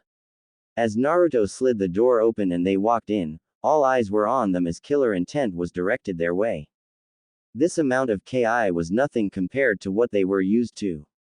Especially when Kushina was in charge of their training and wanted them prepared for anything they may face. But the three wanted to get people to think they were weak, so the three walked to the back corner of the room and stood there waiting for the exams to start. Naruto had tuned everyone out until he saw Kabuto walk over to Sasuke's group. After Sasuke had asked for information on a boy named Gaara and himself, Naruto decided to pay a bit of attention. Naruto Uzumaki, genin of Uzushio. His sensei is Yugao Azuki and his teammates are Yugito Ni and Fu Shiraishi. Fu doesn't have a last name, so I gave her the last name of her Japanese voice actor. He has completed over 200 D rank, 50 C rank, and 1 C rank turned A rank mission. Little is known about his skills, but from what I have been able to gather, he has no talent for genjutsu, a few wind-style ninjutsu, and a basic form of taijutsu. Kabuto explained before he went on to talk about Gaara. Naruto looked to find the boy they were talking about and found a red-haired boy with a large gourd on his back and a crazed look on his face. As Naruto was looking the boy over, Kurama spoke up. Kit, that kid has my youngest sibling sealed inside him. Shikaku, the one-tailed raccoon. Shikaku has always drove his containers crazy, so keep an eye out for him. I am going to talk with Matabi and Chome and see if they figured it out yet. Kurama explained before going silent. We need to watch out for the redhead. He has the one-tailed raccoon in him. Naruto said to his teammates before a large man in all black appeared. Naruto and his team stood outside of a large fenced-in forest. Naruto was glad the first part of the exams were over. The first part was a written test and Naruto was never any good with test even with help from his mother and teammates. Thankfully he had a friend sealed inside himself that happened to be a few hundred years old and was able to help him with the test. After the instructor finished explaining the rules for the second part of the exam, Naruto turned to his teammates. Making sure no one was watching, Naruto quickly made a shadow clone and the clone transformed into a fly before landing on Naruto's shoulder. "What are you doing, Naruto-kun?" Yugito asked her fellow blonde. "If we have to get an Earth scroll to go with our Heaven scroll, we need to know who has what scroll. The clone can watch as the scrolls are handed out and then we will be able to make a plan from there," Naruto said, getting a nod from the blonde. "The instructor keeps taking glances at you, Naruto-kun. You think she might be up to something?" Fu asked as the two blondes looked over at Anko. Anko stared at the blonde that she hadn't seen for quite some time. She doubted that the young blonde knew who she was, considering that he was always unconscious when she had saved him from the mobs. Anko never hated the Kyuubi Jinchuriki, she actually respected the Gaki for keeping the village safe even if they didn't deserve it. Anko had always felt a bit protective over Naruto, much like an older sister did for their little brother. Both of them were treated like shit by the villagers, they were both alone, and both had to deal with their problems because of someone else. Anko was viewed as the second coming of Orochimaru ever since the hubby Tem abandoned her all those years ago. She had learned how to deal with the hate in the villagers, but Naruto was a young kid at the time and Anko found herself constantly trying to protect the kid. When she saw Naruto's team looking at her, she quickly looked away. "No, I don't think she will try anything. I don't sense any negative emotions coming from her, so we are fine for now," Naruto said before his disguised clone took off, got ready for the start of the second part of the exam. Half an hour later, as the teams were rushing into the forest as Naruto went through the memories of his clone. "HHH. Tsuchikage-sama, I'm sorry for the interruption, but you have a visitor," a female voice said, causing Onoki to look up at his secretary. Onoki was short, old man with a triangular beard and a mustache with angular corners, a big red nose and thick eyebrows.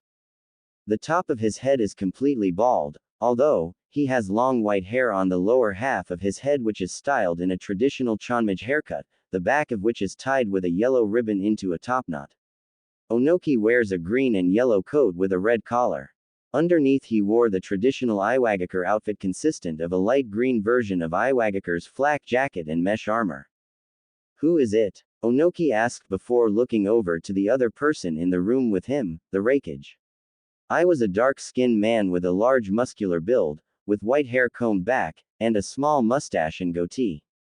He wore a white haori without a shirt underneath, black pants, shin guards, and shinobi sandals. He wore a large, golden vambrace on each wrist and a gold belt with a boar's head. "She says she is the Uzukage and the matter is very important," replied the secretary, causing Onoki and I to go wide-eyed. Last time they heard, Uzu was wiped out by Iwa and Kumo years ago. "Stay on guard and do not hesitate to attack on my signal," the Cage said to his hidden guards before looking to the woman waiting at the door. "Send her in," he said as the secretary bowed and left. "Wasn't Uzushio completely wiped out by our nations years ago?" Onoki asked. "Yeah, and if this Uzukage is a true Uzumaki, then that may cause problems," I replied.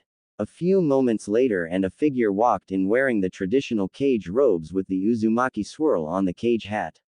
The only other thing he noticed was the flowing red hair that fell from underneath the hat. Behind the Cage were two other people whom Onoki realized must be her guards. The first was easily recognizable, especially with the Kubikiribocho strapped to his back. The second was a shorter female from what he could tell by the form of her body. She had a light blue kimono that extended to about mid-thigh with black pants underneath. She had on a white face mask that covered her entire face and had a snow flake on each cheek. All three bowed to the older Cage as he stood and bowed to them. "I am glad you decided to allow me to see you, Onoki-sama. Even I-sama is here," Kushina said as Onoki and I both eyed the female Cage. May I ask your name Uzukage Dono? Onoki replied, wanting to know who was rebuilding the hidden whirlpool village. Kushina reached up and took her hat off. When Onoki and I saw Kushina's face, their eyes almost popped out of their heads. Everyone had heard of the Red Death. She was a true master of Kenjutsu and Fuinjutsu, and she was both feared and respected because of that. How? I thought you were dead. No one has seen you around for years now. Onoki asked. I was in Konoha and forced into marriage with that bastard Minato. Kushina said, causing Onoki to go on guard. Don't worry, Onoki. Minato is dead and I have nothing to do with that village anymore. Then why are you here? I asked. I come seeking an alliance between our villages. I was going to ask Onoki first and then come and see you in Lightning Country, but since you are here, I can get this done with quicker than I thought. Kushina stated in a serious voice. Why would we ally our villages with yours? Replied the Tsuchikage. I was forced into marriage by Konoha and Minato. After the Kyuubi attack, my son was made the next Jinchuriki to keep Konoha strong. I was put in a medical coma to be used as a breeding stock and my son was treated like shit. We left Konoha and rebuilt Uzushio and plan on destroying Konoha once and for all. All they want is to gain power and then try to take over the other villages. Accept the alliance and we can be rid of a common enemy. Kushina explained. Iwa is still not strong enough to go to war. Minato killed off most of my ninja and we are still training more. Even if we were to agree to the alliance, I would not be able to send much help at the moment. Replied the short Kage.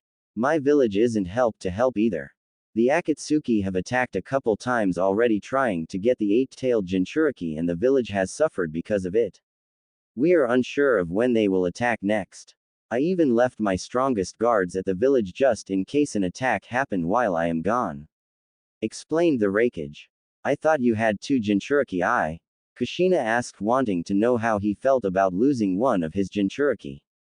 We did, but the Jinchuriki for the two tails ran away a few years back.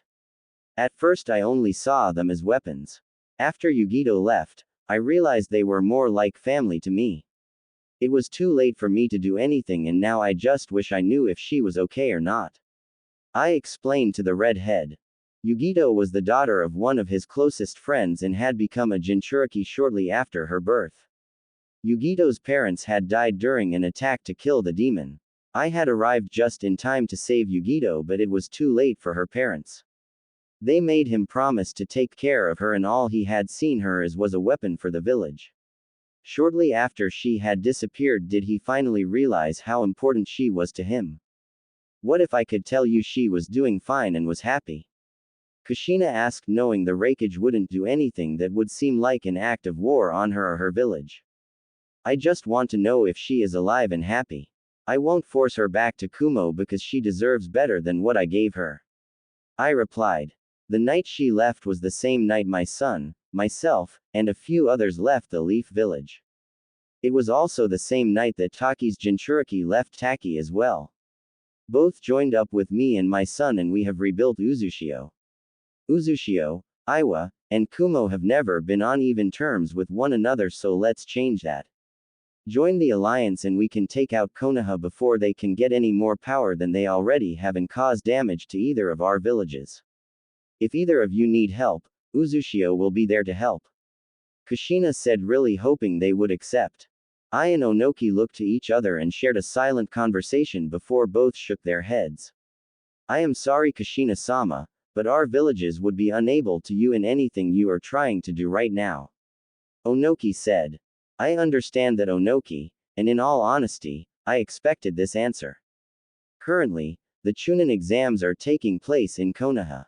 Naruto, Yugito, and Fu are taking the exams and are gathering information on Konoha and its ninja during these exams.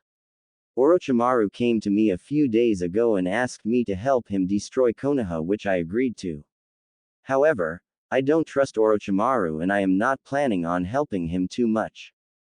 The only ninja from Uzushio that will be there is myself along with my two guards here, Naruto, Fu, and Yugito along with their sensei. I will allow Orochimaru and Konoha to go at each other while trying to find anyone that wants to leave either Oto or Konoha and take them to Uzushio with me. The only reason I agreed to help Orochimaru was so we could gain information on both villages. My village isn't what it used to be and I still need some time before we are ready to attack Konoha. So once again I ask you, will you both join an alliance with Uzushio? Kushina explained to the two men before asking her question. Both men thought it over for a few moments before looking to each other, then back to Kushina and nodded their heads. Why don't you two make yourselves comfortable? You may be here for a while. Onoki said to Zabuza and Haku before turning back to Kushina. Team Yugao was currently hopping through the trees headed for the tower. They had managed to ambush a team from AIM and luckily for them, the AIM team had an earth scroll. After getting the scroll, the team quickly took off for the tower. Naruto stopped on a tree branch and made his way to the forest floor as his teammates followed. What is it, Naruto-kun? Fu asked once they were on the ground. Let's rest here for a bit until night falls. The other teams should be finding places to rest for the night, and once they settle down, we can finish our trip to the tower hopefully without anyone stopping us. Naruto said as he received a nod from both girls. I'll go out and get us something to eat and be back in a little bit. Naruto said before jumping into the trees once again, knowing the girls could protect themselves for now. As the two girls went about setting up traps around their temporary camp, Yugito turned to Fu and spoke. Fu-chan, you remember what Kushina-sama told us, don't you? Yugito asked, getting a nod from the mint-haired girl as they both remembered that day. Flashback. Team Yugao had just returned from their most recent mission. It was a simple bandit camp that needed to be cleaned out, and Yugao's team had finished it in just a few hours. As Yugao gave her report, she couldn't help the small smile that crept onto her face as she watched how closely the females were standing next to her son. She had noticed that the three had a really close relationship and could tell both girls had feelings for her son. She had tried her best to push them together a bit more, but nothing seemed to work. After Yugao finished her report, Kushina dismissed all but Fu and Yugito, including her hidden guards. What can we do for you, Kushina-sama? Fu asked as she was wondering what her cage needed. I am going to get straight to the point. You both have feelings for Naruto, don't you?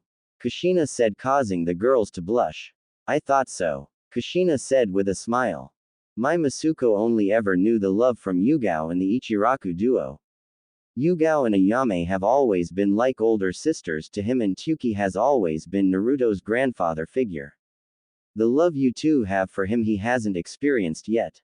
If you want him to notice your feelings, you may be better off just straight up telling him how you both feel. Kushina said as she looked at the two. You don't mind both of us having feelings for Naruto-kun? Yugito asked. Of course not. I see the both of you as daughters anyway, and Naruto needs some strong females to be there for him that are closer to his age. Myself, Yugao, and the others will always be there for him, but he needs someone closer to his age as well. And besides, I always wanted a lot of grandbabies to spoil, and with Naruto having both of you, that will give me more. Kushina said with a chuckle as she watched both girls blush a deep red. Flashback end. What about it, Yugito-chan? Fu replied. Naruto-kun still hasn't responded to anything we have tried or done. Maybe we should listen to Kushina-sama and just tell Naruto-kun how we feel. Replied the blonde. Would now really be the best time with everything going on? Fu asked. Why don't we wait till the month-long break between the second and third part of the exams, and if he doesn't do anything by then we can tell him. Fu said, getting a nod from the blonde as the two went back to work. With Naruto. Naruto was on his way back to the other two members of his team. He managed to find a few rabbits and large lizards and had them sealed away in a scroll. Before he took another step, he felt a large wave of chakra wash over the area. That was some really evil chakra. Naruto thought. That was Orochimaru, there's no doubt about it. Kurama replied. Naruto turned to the way he felt the chakra come from and headed in that direction. The snake seems to be moving pretty quick to get his prize. Let's see what he is up to. Naruto thought as he continued on. Anko stood atop the chain that surrounded the forest of death.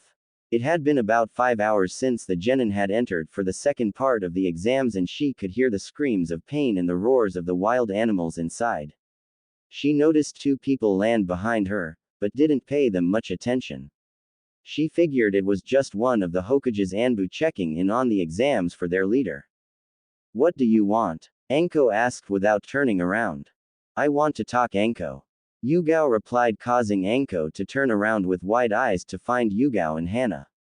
The 3 had always been close friends before Yugao just vanished from the village.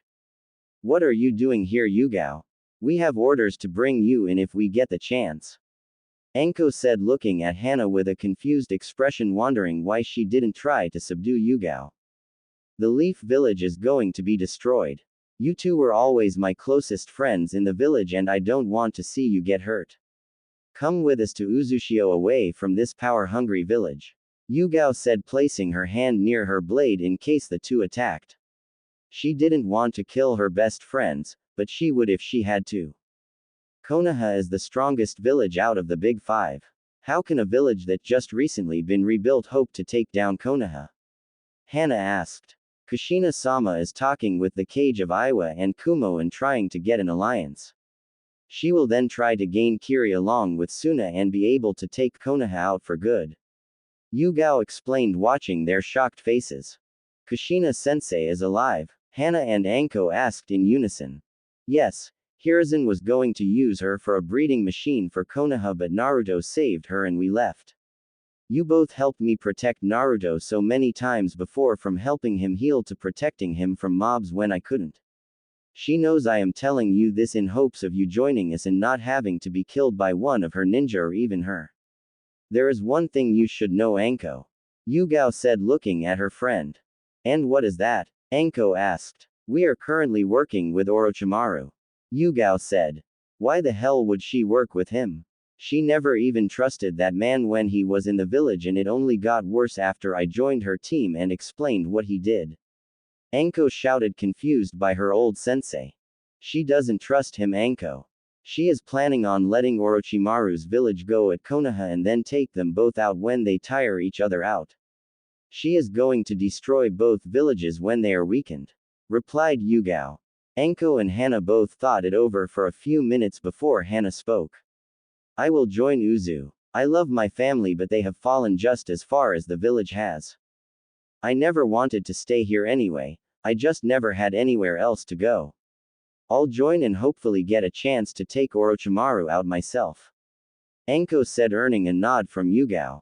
Don't let anyone know of this and just act like normal. I will contact you both soon with more information. Yugao said before disappearing. Naruto sat on a high tree branch watching Orochimaru toy around with Team 7. He had been watching for about 10 minutes now. Sasuke and Sai were handling themselves pretty well considering they were up against a Sannin. Sakura wasn't doing anything since she was paralyzed by the killer intent that Orochimaru was giving off. After pushing Sasuke and Sai back once again, Orochimaru looked up at the blonde. What are you doing here, Naruto-kun? Asked the snake. Just watching. Naruto replied from his seat before he fell backwards to avoid a large black lion made of ink. He then quickly drew a kunai to block the strike from a Tonto that was headed for his legs. Naruto Uzumaki, I am to capture you and your teammates and return you to the leaf so they can extract the Biju and seal them in someone loyal to the leaf. Sai said, pushing against Naruto's kunai. Have fun trying. Naruto said as he jumped back away from Sai and put his kunai back in his pouch.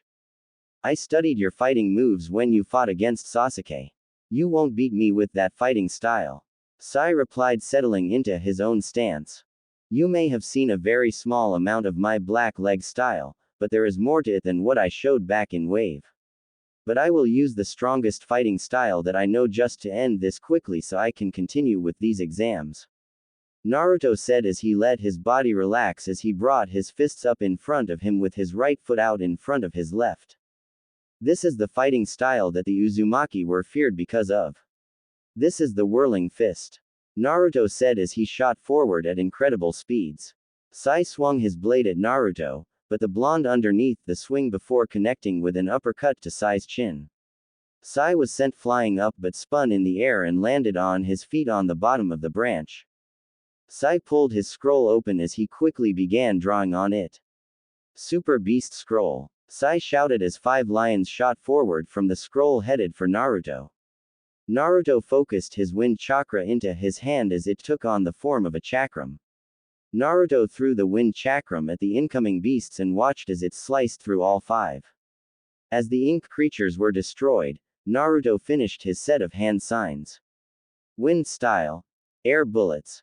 Naruto launched 3 large balls of air from his mouth as they flew at Sai. Sai jumped from his spot on the branch as the air bullets cut through a few trees before fading away. Sai threw a smoke bomb between him and Naruto as he made his way higher into the trees. He quickly drew a few more beasts as the creatures jumped from the scroll and launched at Naruto. The blonde jumped back just in time to avoid a paw swipe from a large panther, but was knocked back a few feet by a tiger that formed from the ink of the panther. As he jumped back, he gathered wind chakra into his right hand before pushing his hand forward. Gale Beast Palm. Naruto shouted as a large claw of wind sliced through Sai's ink creatures. Naruto rushed forward and launched a punch for Sai's face. Sai sidestepped the punch and swung his blade at Naruto's back. Naruto hopped over the blade and delivered a spinning kick to Sai's head, sending him flying into the tree trunk.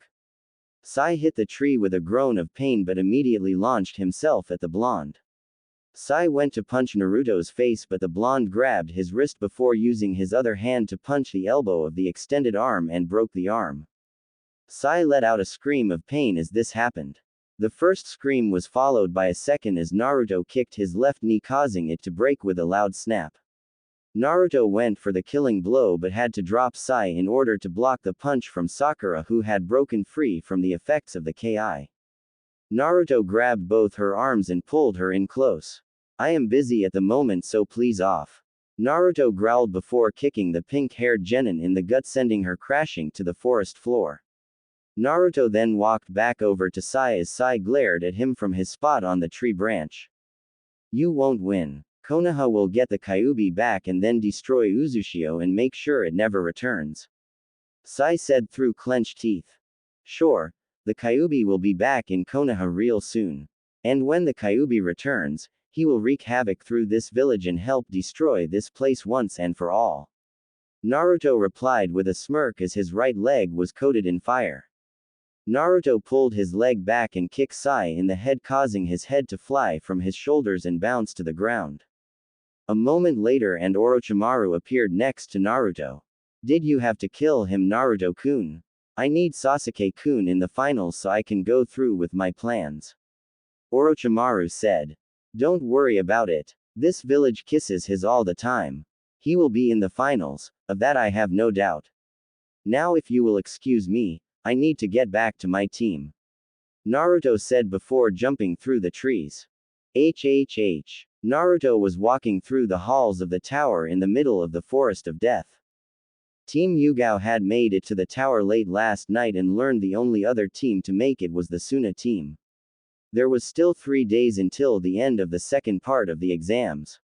Naruto had spent the day training while Kiyomi was setting a few things up for him with the help of his shadow clones that Kiyomi had reverse summoned. As he walked towards his destination, he couldn't help but be a bit nervous at what he was about to do. "Calm down, Kit. Everything will be fine. You have feelings for them and they have feelings for you. Everything will work out," Kurama told his container. "I know, Kurama. This is the first time I have done anything like this. I am just nervous as all," replied the blonde as he made it to the room he and his team were using. Naruto opened the door and walked in to find Yugito sitting on one of the 3 beds in the room reading a scroll. When she heard the door open, she looked up to find Naruto looking a bit nervous. "What's wrong, Naruto-kun?" Yugito asked her fellow blonde as Fu walked in from the bathroom. "Nothing's wrong, Yugito-chan, just wondering if you two were busy," Naruto asked as the 2 females looked to each other confused. "No, we aren't busy. What do you need, Naruto-kun?" asked the mint-haired girl. "I was wondering if you two wanted to go out tonight," Naruto replied. Yugito and Fu looked to each other shocked. They didn't expect Naruto to notice their feelings as he hadn't seemed to notice any of the signs they had given him yet. You mean like a date? Fu asked, getting a nod from Naruto as both girls smiled. I know you two have feelings for me and I have feelings for the both of you as well. I really hope you don't mind sharing me because there is no way I can choose between you two. Naruto said as the two females walked over to him. We would love to, Naruto-kun, but where are we going to go? We are in the middle of the forest. I already have everything planned out. If you just hold on to me, we can be on our way. Naruto said as he held out his hands for his teammates. After he had a hold of both girls, he closed his eyes to focus on the bond he shared with Kiyomi. Kiyomi, everything is ready, right? Naruto asked. Hi, everything is ready and waiting on you and your mates. Would you like me to reverse summon you now? Replied his personal summon, getting a mental nod as the three disappeared in a poof of smoke. Thank you, Kiyomi. Return to the tower and I will contact you when we are ready to return. Naruto said as he unsealed some raw meat for Kiyomi from a seal on his wrist before the fox left. Yugito and Fu looked around the area they were at. They were surrounded by a small patch of trees that blocked each direction except the direction of the village. There was a blanket laid out with dishes, forks and spoons, and cups set out on the blanket. In the middle of this was a picnic basket with 2 roses sticking out of it. Naruto reached down and took the roses out before handing one to each girl. How did you set all this up, Naruto-kun? Yugito asked as she continued to look around. With the help of shadow clones and Kiyomi. This is one of the 3 places that I actually enjoyed in this village and where I felt safe. Naruto replied. Fu turned to the blonde before speaking. Why do you enjoy it here, Naruto-kun? Because no one ever came here other than me and Yugao-ne. I felt safe here from the villagers before I learned to defend myself. The only other places I ever felt safe was at Yugao-ne's house and with the Ichiraku duo. Naruto said before he took the girl's hand and led them from the trees. Plus the view from up here during a sunset is one of the most beautiful things I have seen. Naruto said as the 3 stopped just above the Hokage monument and looked out over the village as the sun began to set in the sky. The sun blanketed the village in a dark orange that made the village seem to glow. It was the only thing good about the village in any way. Come on, I know it isn't much of a first date, but let's enjoy the food. Naruto said as he led the girls back to the blanket. Naruto took the food out of the basket and passed it around. He had his clones make sandwiches, potato salad, and had them buy some fruit and cut it up for the picnic. This is fine for a first date, Naruto-kun. The next one you take us on will just have to be better. Yugito said with a smile as Fu nodded her head in agreement with Naruto, smiling at the two. The 3 enjoyed their time together as the sun set and the stars and moon shone brightly in the sky. Naruto sat leaned up against a tree with Yugito on his right side and Fu on his left as both girls were leaned up against him. They had been like that for about an hour now, just watching the stars. You two ready to go back? Naruto asked. When he didn't receive an answer, he looked down to find both females asleep with smiles on their faces. He made a seal-less clone as the clone picked Yugito up bridal style and Naruto shifted Fu around to be the same way in his arms. Kiyomi, go ahead and summon us back, please. Naruto thought to his summon. A few moments later and they were back in their room. Naruto and his clone both laid Yugito and Fu down on their beds before the clone dispelled. Naruto gave Kiyomi another piece of meat for her help as he too lied down on his bed and Kiyomi curled up beside him. Team Yugao stood next to the sound team with Yugao and a disguised Orochimaru behind them and the Suna team standing a few feet away. The last few days had went by quickly as Team Yugao trained and spent time with each other. A sick-looking Chunin was explaining the rules of the prelims, but Naruto wasn't paying much attention as he was looking over the competition. Team 7 was glaring at him. Even with Sai being killed during the exams, Hiruzen still allowed Team 7 to participate in the exams. He looked over to Ino glaring at him and his team as well. At first he didn't know why she was glaring at him, but then he remembered he had killed her father earlier this week. Deciding to take precautions against Sasuke and Kakashi, Naruto unsealed some slips of paper from a scroll. Here, place these on the back of your hands and the seals will apply themselves. Naruto said as he handed Yugito and Fu a slip of paper as well as the Odo team. What do these do, Naruto-kun? I don't want my team being hindered in any way by you. Orochimaru said as he looked over the seal. They will block the Sharingan that Sasuke and Kakashi have, so any techniques we use won't be copied by them. Naruto replied before Orochimaru nodded and his team applied the seals. Naruto unsealed 3 more before putting his scroll away and walking over to the Suna team. Here, these will block the Sharingan from being able to copy your techniques.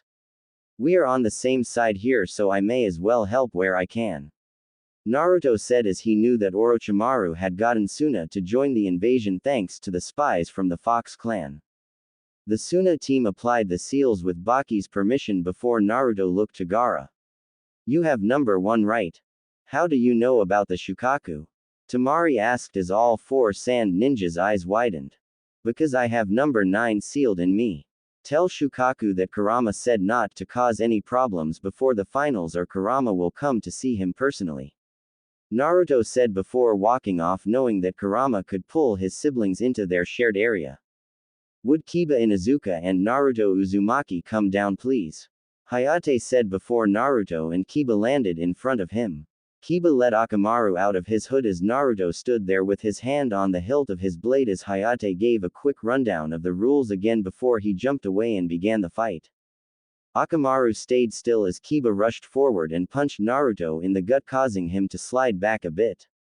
What are you doing, Kit? Kurama asked. Letting him think he stands a chance at beating me before I end him. Naruto replied as Kiba rushed him again as a clawed hand struck him across the face, leaving a few scratches on his cheek. Kiba then jumped in the air and kicked Naruto across the cheek, sending him back into the nearby wall with some blood coming from the corner of his mouth. Don't tell me this is all you got. I thought you would put up more of a fight than this.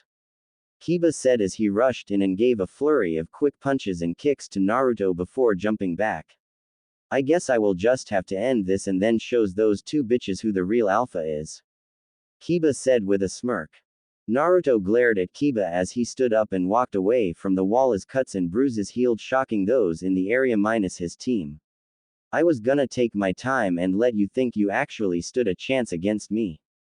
Now, I am just going to kill you and be done with it. Naruto said before Kiba rushed forward.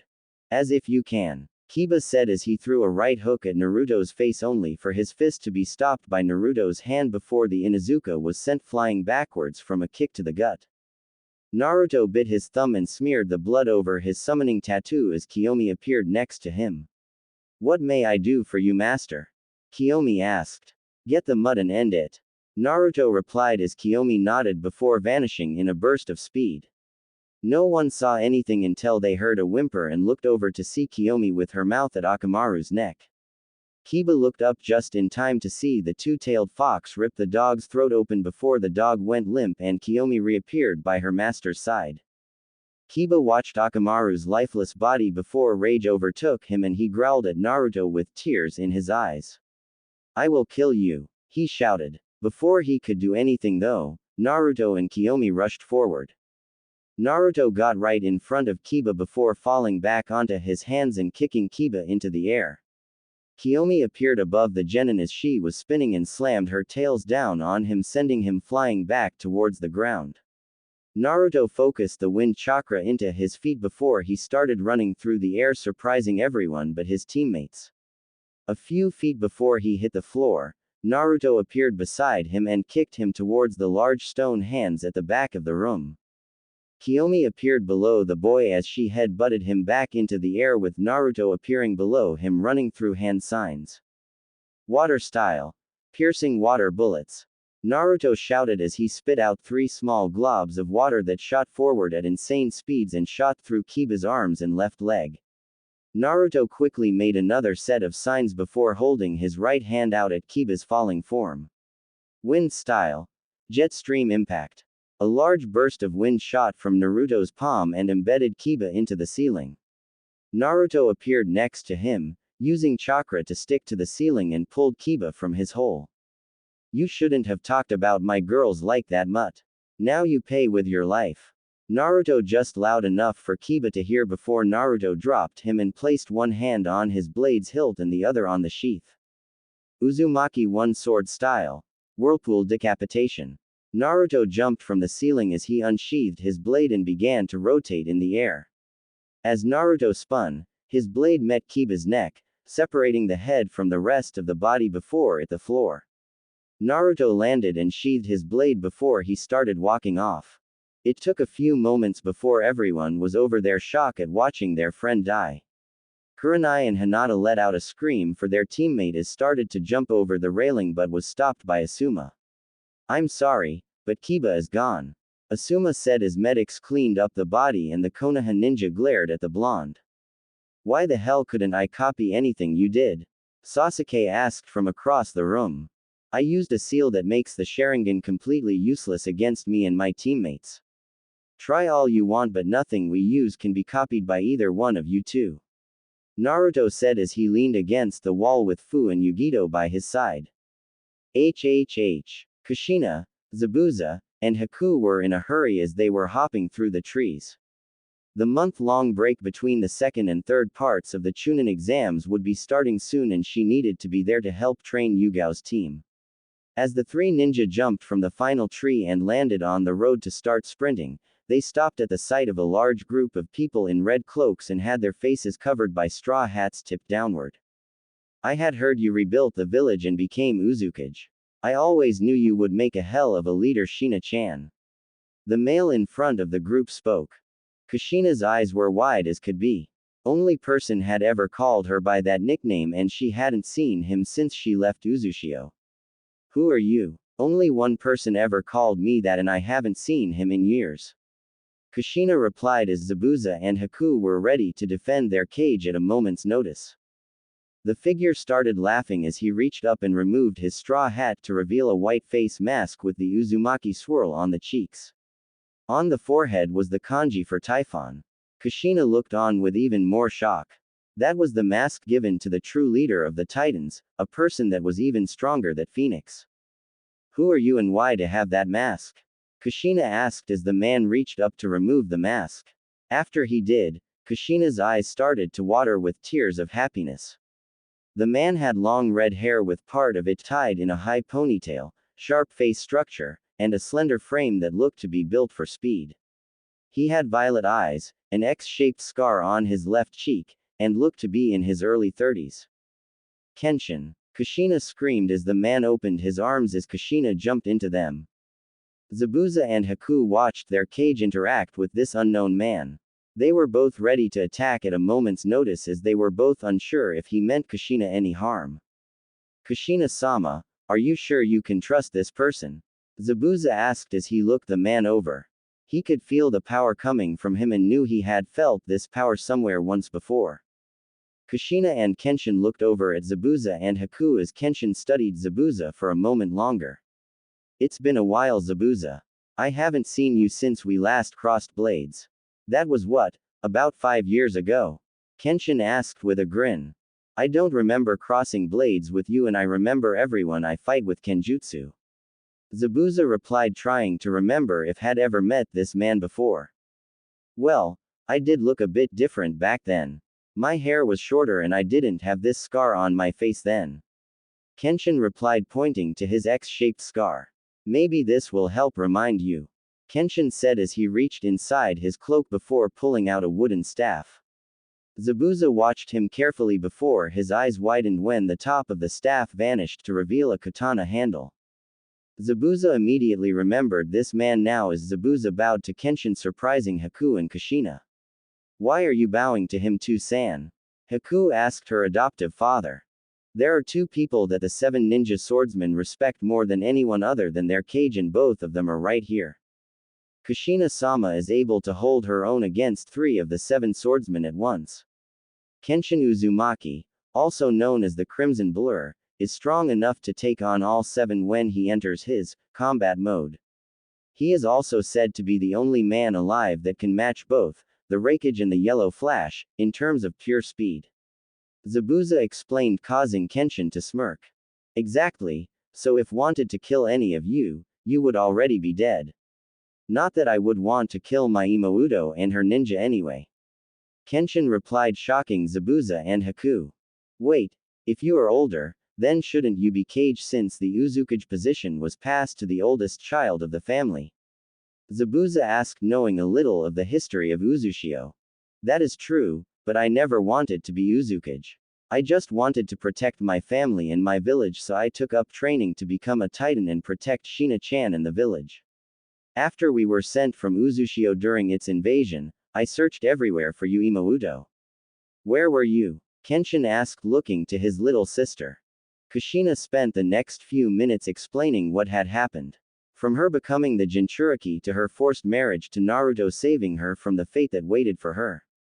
By the time Kushina was done, Kenshin's chakra was flaring around him like a raging storm. It all calmed down once Kushina placed a hand on his shoulder and explained her and Naruto's plan for Konoha.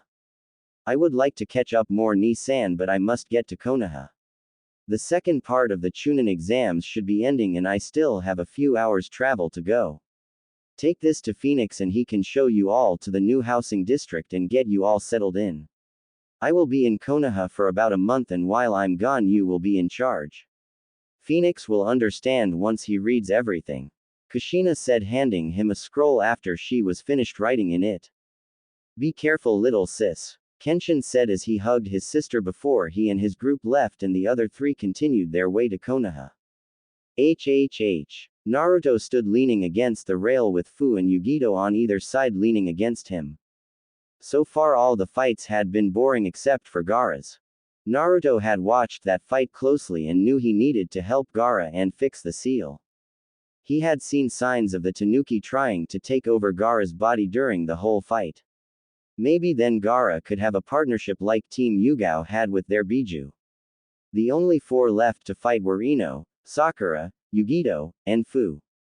As long as Yugito and Fu didn't have to fight each other, he knew they both would make it. As Naruto waited for the screen to reveal the next two names, Hiruzen stood from his seat and gained everyone's attention.